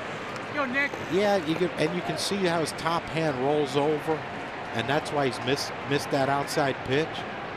His bat's not staying in the hitting zone long enough.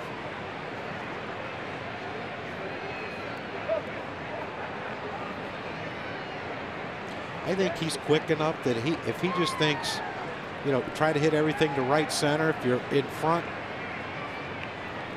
you know, you're going to still make really good contact, but you're going to stay on balls. Time is called.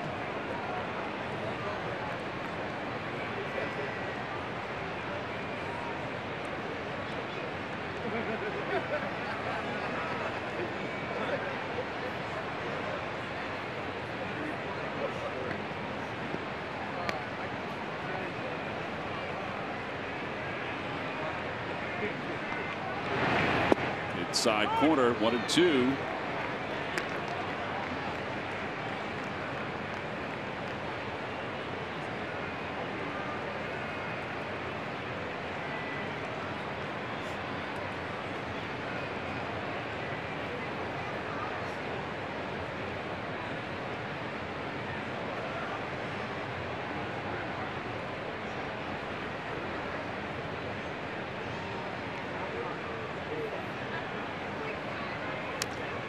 Stays alive and fouls it at the plate.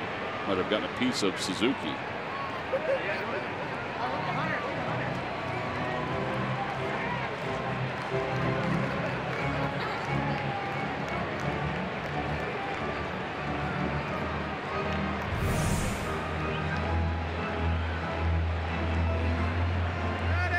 Inside of his left thigh.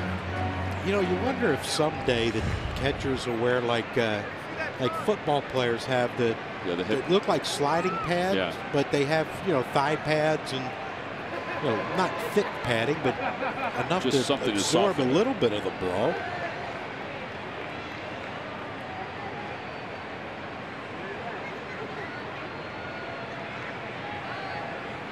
Upstairs 2-2. You should invent something. Yeah. Because I have that kind of time. We have resources. Oh, Murph. Yeah. You got Ben, who's a former catcher. You can get his ideas too. Yeah.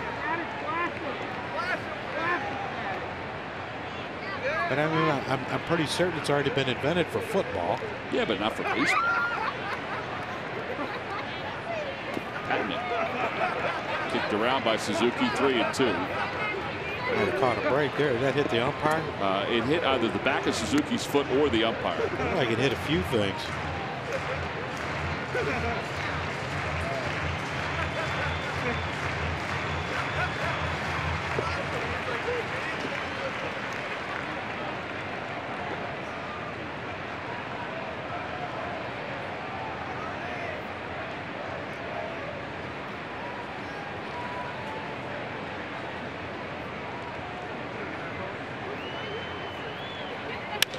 Out towards center field.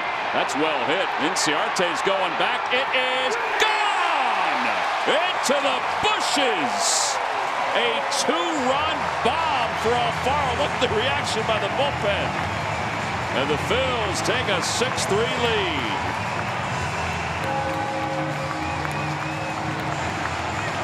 You're right, Johnny. Has power.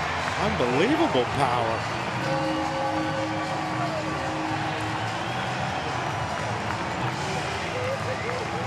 That is well over 400 feet. It's not an overswing. It's a two-strike. I'm going to put a ball in play because I need to get J.P. Crawford to third base. And he gets the multi-bonus plan with a two-run homer.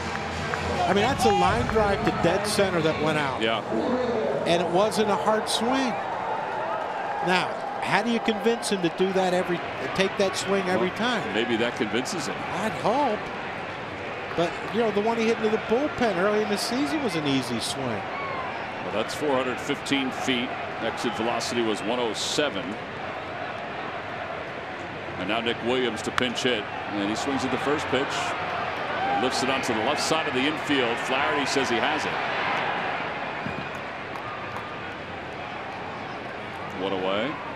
Best way to enjoy Phillies baseball, it's with a partial season ticket plan. Plans start as little as 9 games and offer great benefits, such as an opportunity to see somebody like Aaron Nola or Jake Arrieta. Flexible ticket exchange and donation program. Invites to exclusive season ticket holder events. Go to Phillies.com or call 215-463-5000. Cesar takes a strike, 0-1.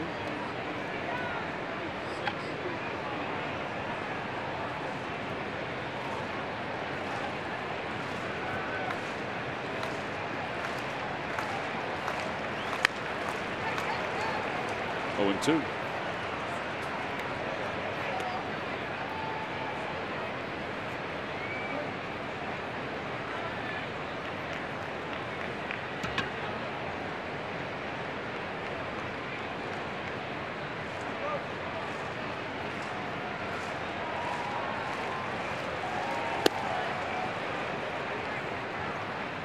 Two outs. And here comes Santana.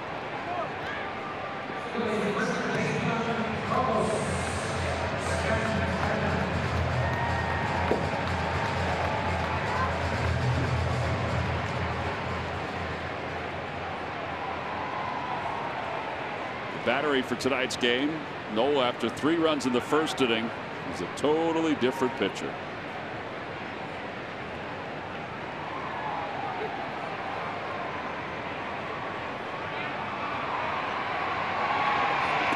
Pitch inside and low, 1-0.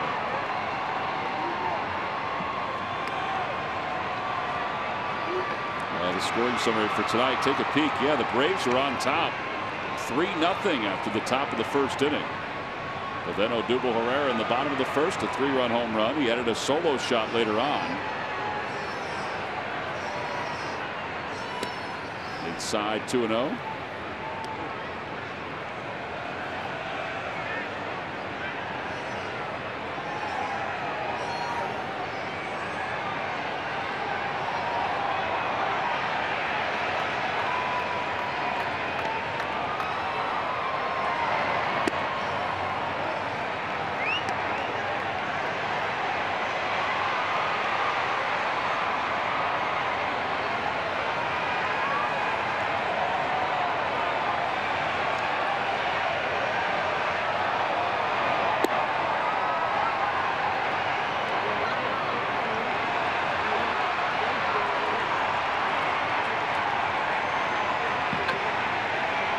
Three balls, one strike to Santana.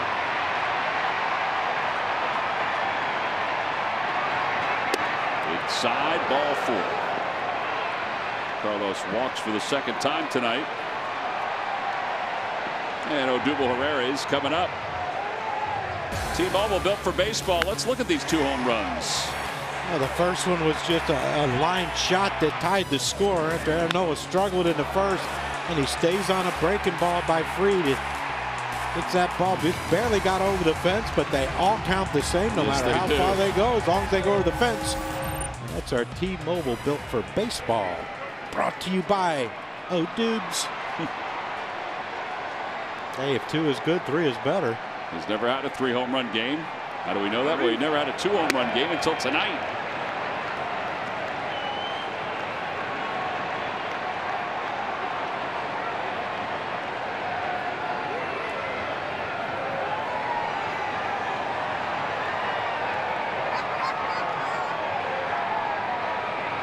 Ball, no strikes to Herrera.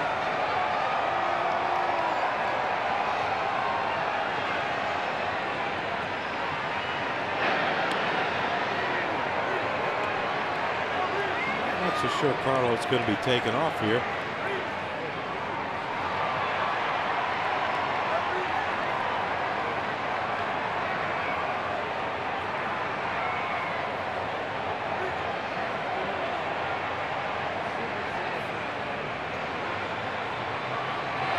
Outside corner, 1 ball, 1 strike. Looks like the Fanatics leading the wave charge. So that's who we're going to blame for that, huh? Yeah. Ready?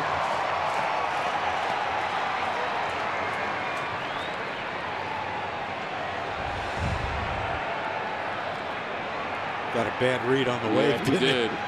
He would have got wiped out if he was down the shore. Oh. Popped up on the first base side, Freddie Freeman. Phillies scored 2 runs on a 2-run home run by Jorge Alfaro. They've built the lead to 3, 6-3. Look at how far this baby went. Just a nice, easy swing. His second home run of the year. We're on to the 8th with the Phils up 6-3.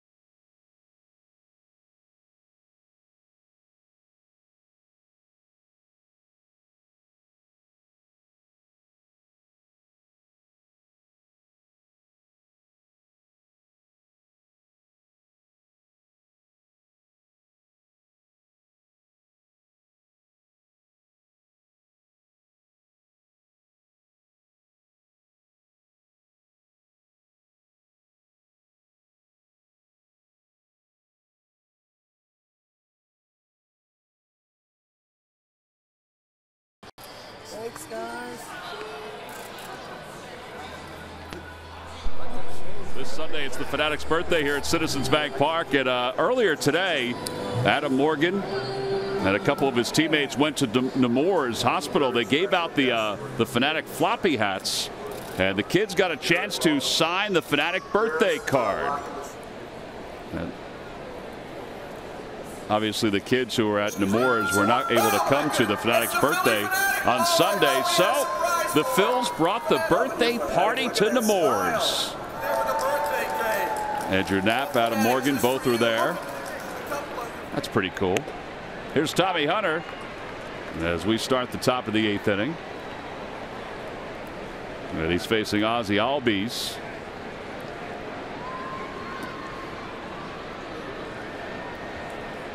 Inside, 1 ball, 1 strike. It almost looked like he swung at that with one hand.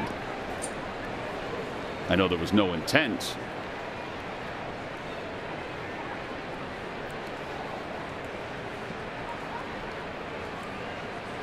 Swing and a miss, 1-2. I will say this, though. Tommy Hunter's, I mean, not only is he throwing 96, 97, but his cutter, it moves.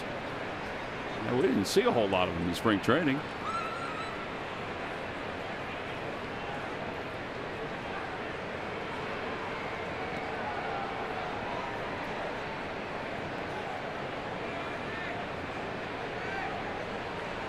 We're going to see it here, I think.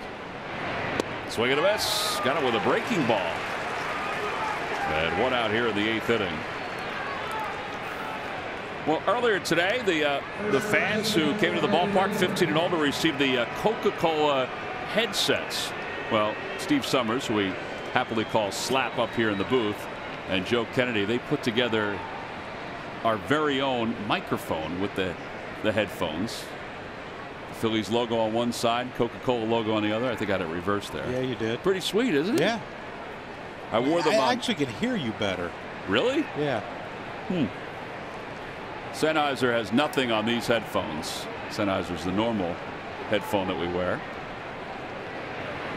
That one's hit sharply and off the glove of Cesar. It'll be a base hit for Freddie Freeman.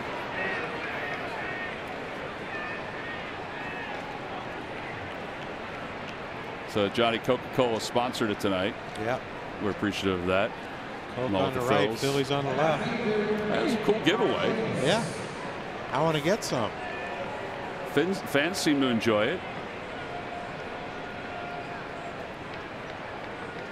Little guy likes him. Yeah, the little. He just doesn't want to listen to his brother. Yeah, can't you tell I have headphones on? Stop talking. Oh, this was in honor of Zed performing after the ball game tonight. Concert is still scheduled to go on. A nice crowd is here at the ballpark.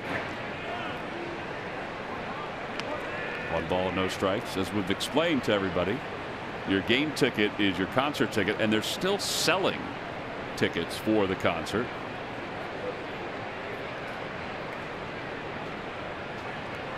In fact, in between innings, they were playing one of the songs that Zed is part of, the Marin Morris In the Middle song.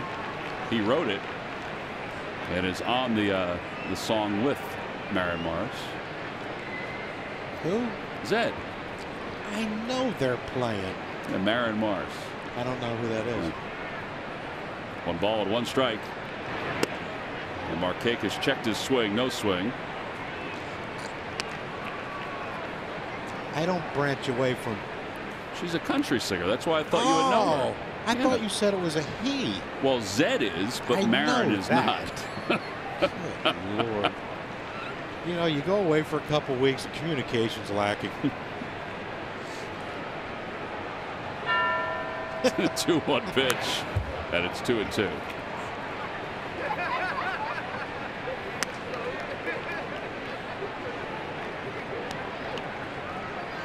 By the way, I have no idea how Slap put this whole thing together, how Steve put this together. I have no idea how he did it. I mean, the fact that I mean, these were headphones, and he's got a microphone sticking out of the side of it. Well, I think what we're trying to say is that he's smarter than us. I was thinking the same thing. Fly ball to left field. It's deep. Rhys Hoskins, though, has room. And he'll make the catch for the second out.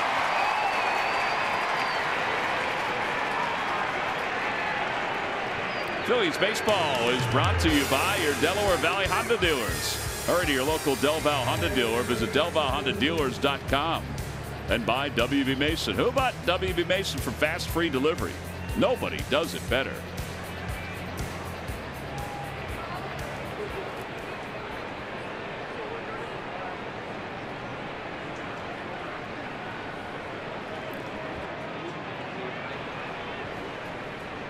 Runner at first base. Suzuki is up. And he bounces it foul. 0-1.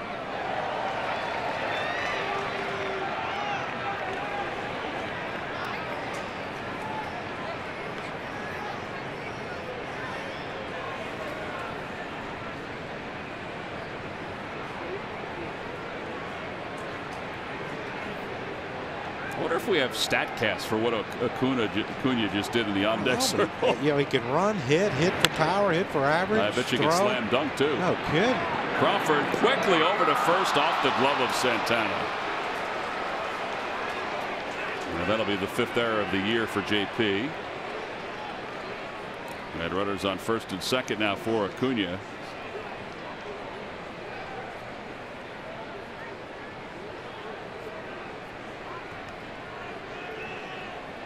He had time too. You can see right there he didn't have it four-seamed. He had it kind of a two-seamer and kind of sunk. Santana did all he could, but it's a play that has to be made. Yeah.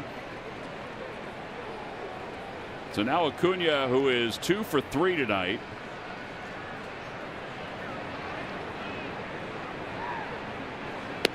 And on the outside corner, 0-1. Well, how big are those 2 runs the Phillies scored in last inning? Just because of the way this looks now. I mean, it's 2 outs. They could still get out of it without allowing a run.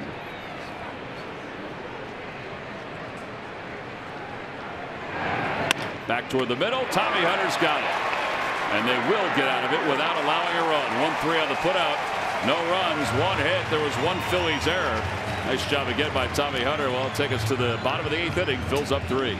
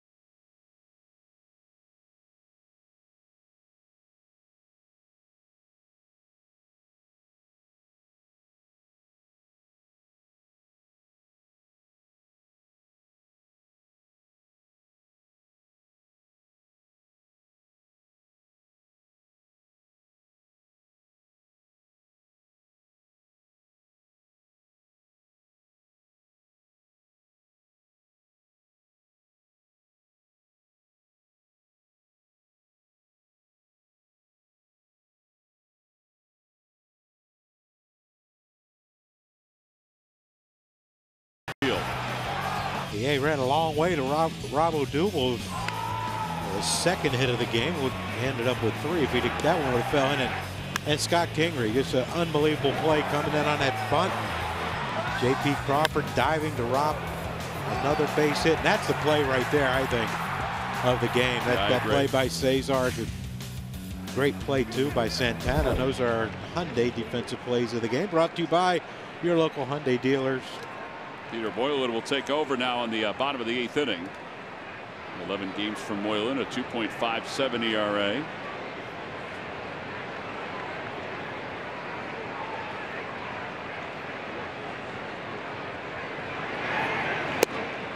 He delivers down and away. 1 ball, no strikes.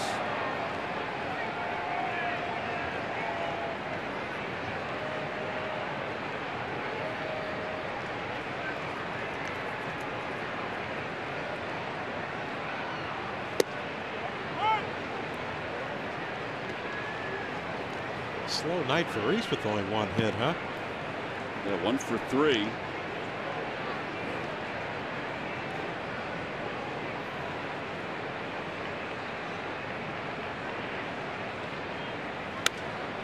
Fights it off.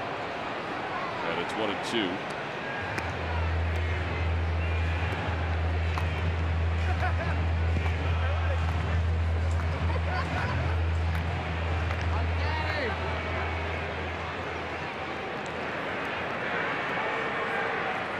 Warming up.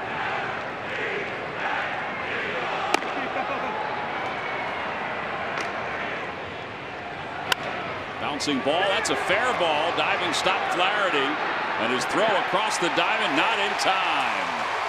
Freddie Freeman thought they got him. He had 3 guys calling safe and 1 calling for replay.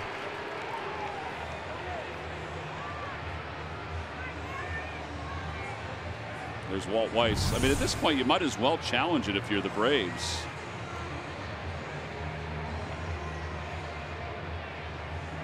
Wow. Well, isn't the rule it has to be in the back of the glove? No, that was the original. That was the original rule. Now, if it's the way I understand it, the way it was changed last year, is that if it's arriving in the glove like that, then that's what they would consider. Now watch this here. I think it's too close to tell, but they may be able to slow it down frame by frame. They should go to the back of the glove. That's what it should be. That's when you catch it, right? Right.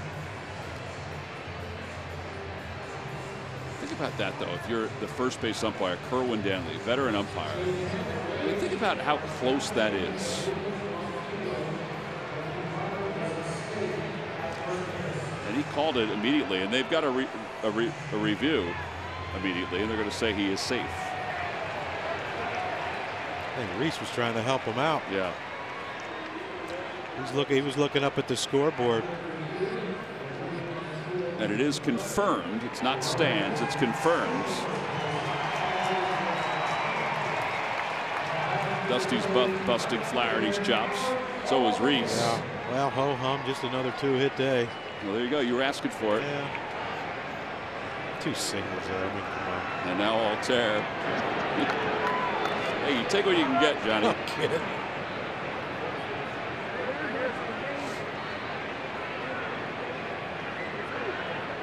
Arizona's taking the lead over the Nationals. That game's in the bottom of the 7th inning. Again, the Mets play the Padres later on. Ball, no strikes to Altair. We scoreboard watching already? I don't know. It's been such a long time since the Phillies have been able to scoreboard watch. Why don't you look at it? I agree. Well, who knows? You could be in first place at the end of April if you win this one. Bouncing ball toward third. Flaherty might get the last laugh. There's 1 and 2. A 5-4-3 double play. Nicely turned by the Braves. The Student Steel is back for a couple more days here in April, and then you can revisit it back in September.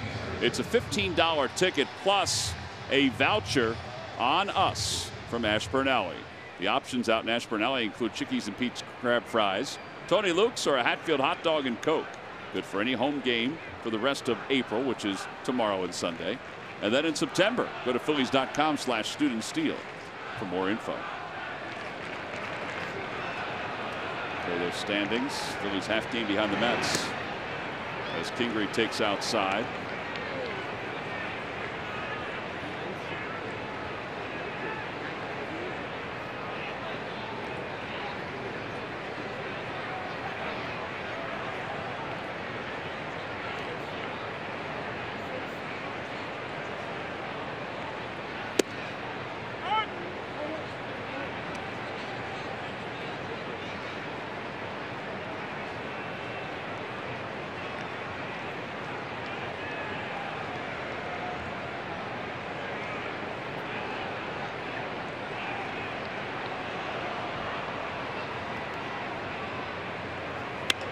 Little flare into right field, and Scott Kingery will finally get a base hit after going 0 for his last 14. Hello, baby. That's the one. Hopefully that's the one that gets him started. You get a little jab shot, flare one out the other way, find some grass. Maybe that'll get him going.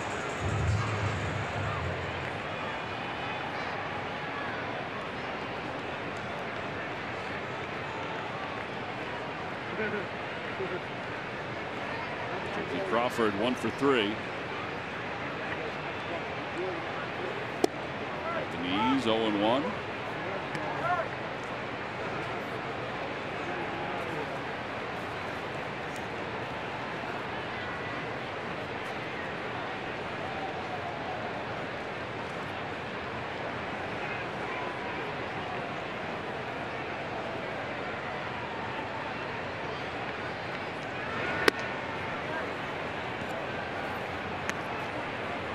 At 85, that's look a lot harder than 85. Yeah, well, his fastball's topped off at 89. Yeah, that is basically his fastball.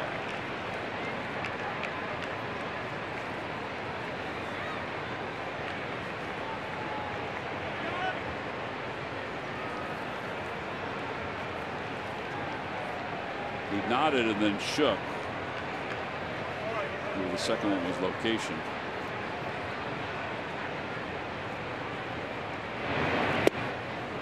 1-2.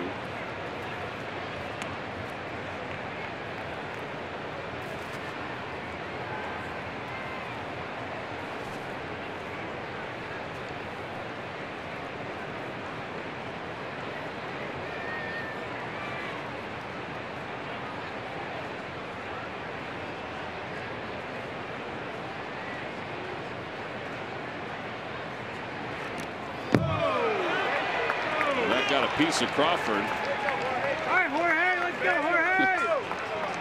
What, did he lose that one or what? Might have held on to that one a tad Just long. a little too long.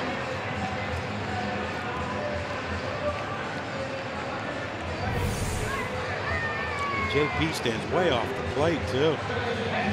Trying to get out of the way. Maybe kept chasing him.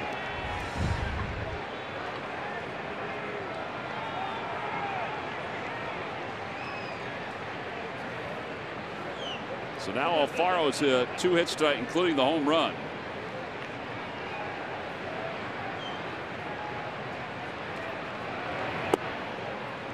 Joe Florimone has come out in the on-deck circle.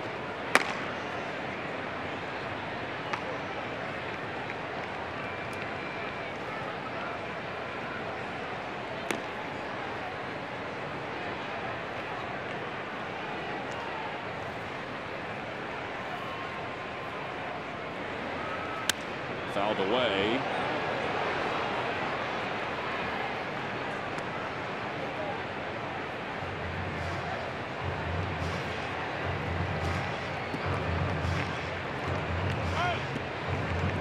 One ball, one strike.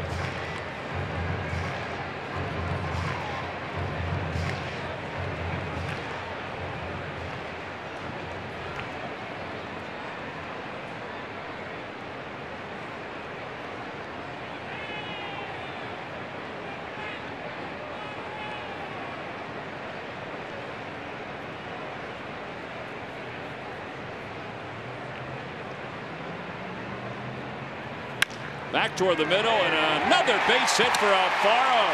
Kingery's around third. He'll score. It's 7-3 Phils. 4 RBIs for Odubel, 3 RBIs for Alfaro. That's all the Phils have needed. That's all you need, and that's why he had Luis and Hector both in the bullpen. Now the 4-run lead will probably bring Luis Garcia and Kingery very, very happy. He got a base hit and scored a run, but again, another easy swing by Alfaro, but look how quickly this ball gets through the infield. We've seen Dansby Swanson make some great plays tonight, but he can't get to that one because of how hard it was hit. Man, I just wish he could bottle that swing up and take it in for the rest of the season. And here's Florimone, who smokes the first pitch right on the line. And that'll wrap up the inning. But the Phils had another insurance run here in the 8th inning. Insurance provided by Jorge Alfaro. We'll go to the 9th. It's the Phillies 7, the Braves 3.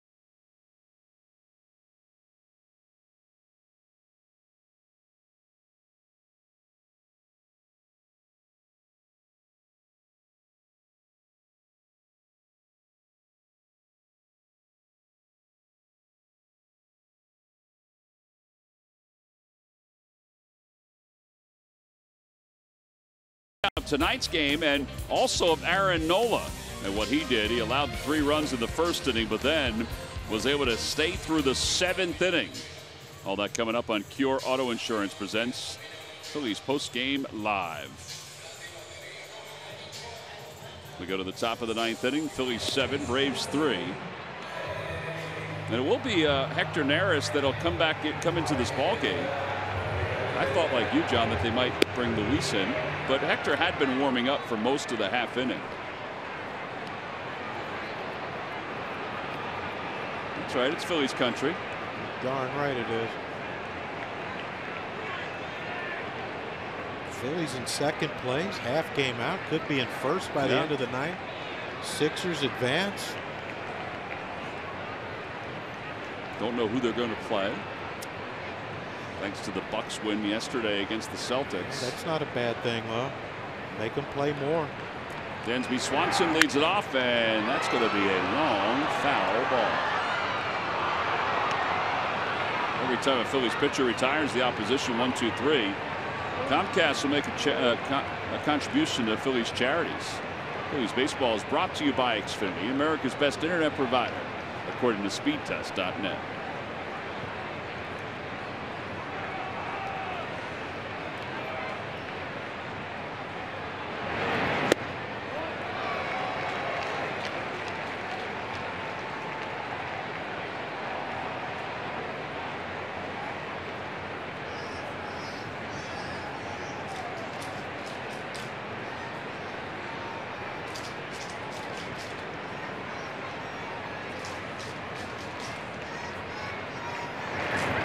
Got him. Went upstairs with a 93-mile-an-hour fastball. And 1 out here in the 9th. And Ryan Flaherty's coming up.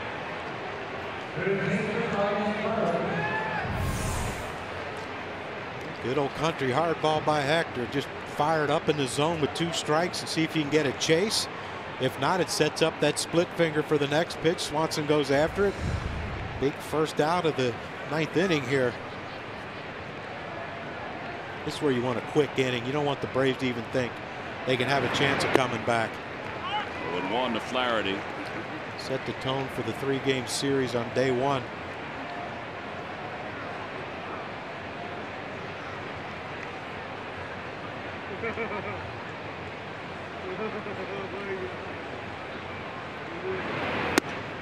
Inside.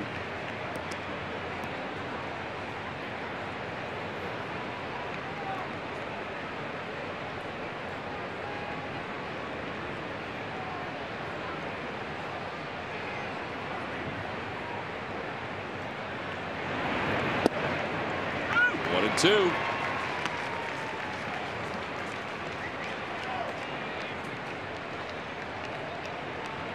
He has grounded out twice, singled up the middle his last time up.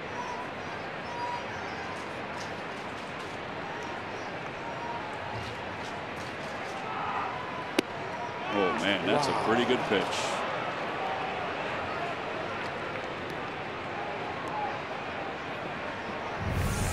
Got to have this one, John. Yep. Hey, overall, though, he's been pretty good back there. Yeah. That was, maybe was it the way Jorge caught it? I mean, that could have been. Now he wanted to throw a split and get him. 2 outs here in the 9th inning. And now Preston Tucker is coming up.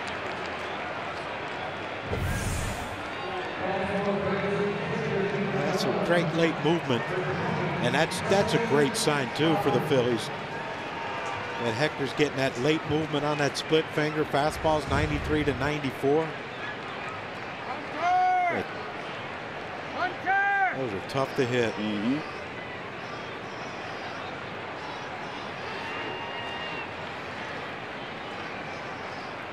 Swing and a miss. This split is really moving.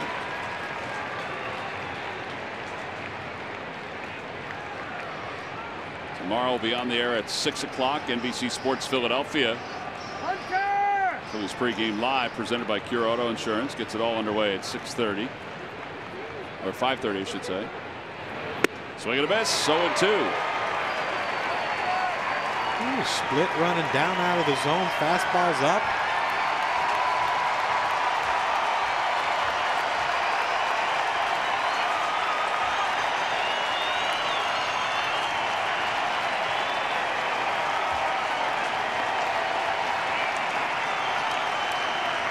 No balls, 2 strikes. Check swing. Come on, Wash. Wash wanted no piece of that one, Johnny. Probably a little cold down there for him. Midsummer, he's all over that one. He preaches about it enough.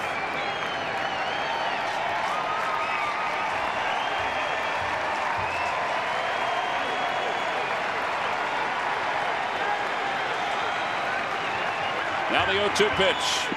In the dirt, 1-2. Phillies swept out the Pirates to start this homestand.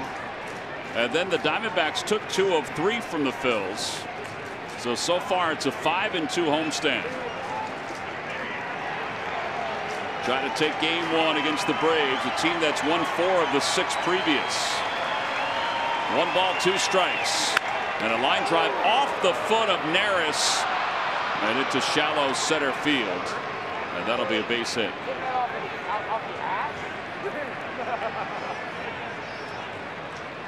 That ball was smoked.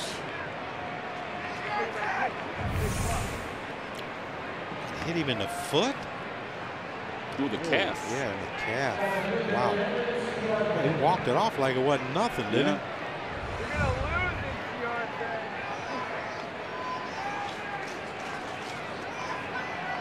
Hey, 39, you coming to the Zed concert? And here's Inciarte.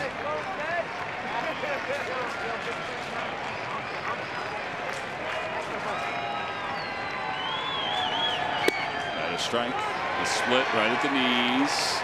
0-1. Well, the last thing you want here is for Freddie Freeman to hit this inning.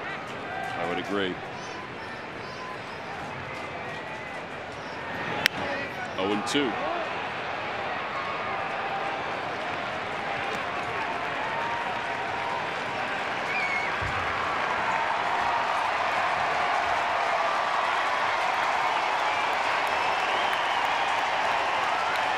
Here we go again. No balls and 2 strikes to a second consecutive hitter.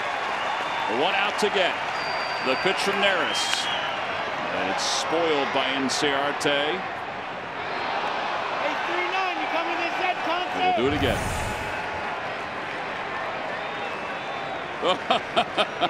I don't think that hat would have stopped it. Maybe if it was on their hand.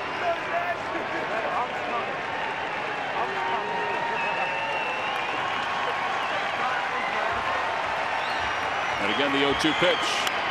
Again, fouled off. Hall of Fame club's getting some souvenirs.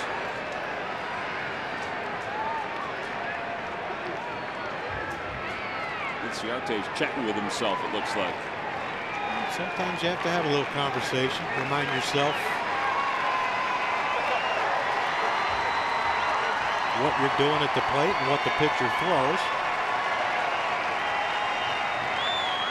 Third time, it's the 0-2 pitch from Hector Neris. Swing and a miss, he got him.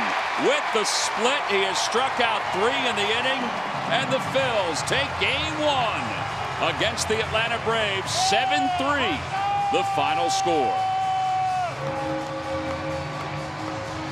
I have to admit, and I think everybody else will as well, the way this game started, I didn't think it was going to finish this way. Well, Aaron, you got to give a lot of credit to Aaron Nola. He really buckled down and gave his team a chance to get back in, and of course they got back in at the bottom of the first with Odubel. Our Chevrolet players of the game, Odubel Herrera and Jorge Alfaro. They certainly did the job tonight. Nice to see that Jorge had 3 really good swings in tonight's game. Yeah, that's always a bonus to it. You know, he's been struggling, and I just hope he goes and watches film of those 3 swings and see how easy they were. But here's our WB Mason deliveries of the game. First inning, down 3-0, 2 walks to start the inning by Tehran, and Odubel first pitch hits a line drive in the seats and right, and he gets a hanging breaking ball by Fried. Hits that one barely out of the ballpark to give the Phillies a 4-3 lead, a second homer, and his first multi-homer of the game, or first multi-homer of his career, and then just an easy swing for Alfaro, and he hits it over 400 feet to dead center for a home run. Rocked the baby, a little forearm. And those are WB Mason's delivery of the game, and Jorge is down on the field with our Greg Murphy. All right, thank you very much, John. Yeah, I'm here with Jorge Alfaro. Let's talk a little bit about those 3 hits tonight, including the home run. I know you've been working so hard to get that swing down. What clicked tonight for you? I mean, like, I was working with Melee and Pedro in the cage really hard, and and I mean, we was working and like how to stay back, like be patient, like look for a pitch that I can like make damage. So we were working on these last 2 days on that, and I mean, it works. I just came here and just tried to be patient and put the ball in play, and I mean, like I could help the team with a couple of runs.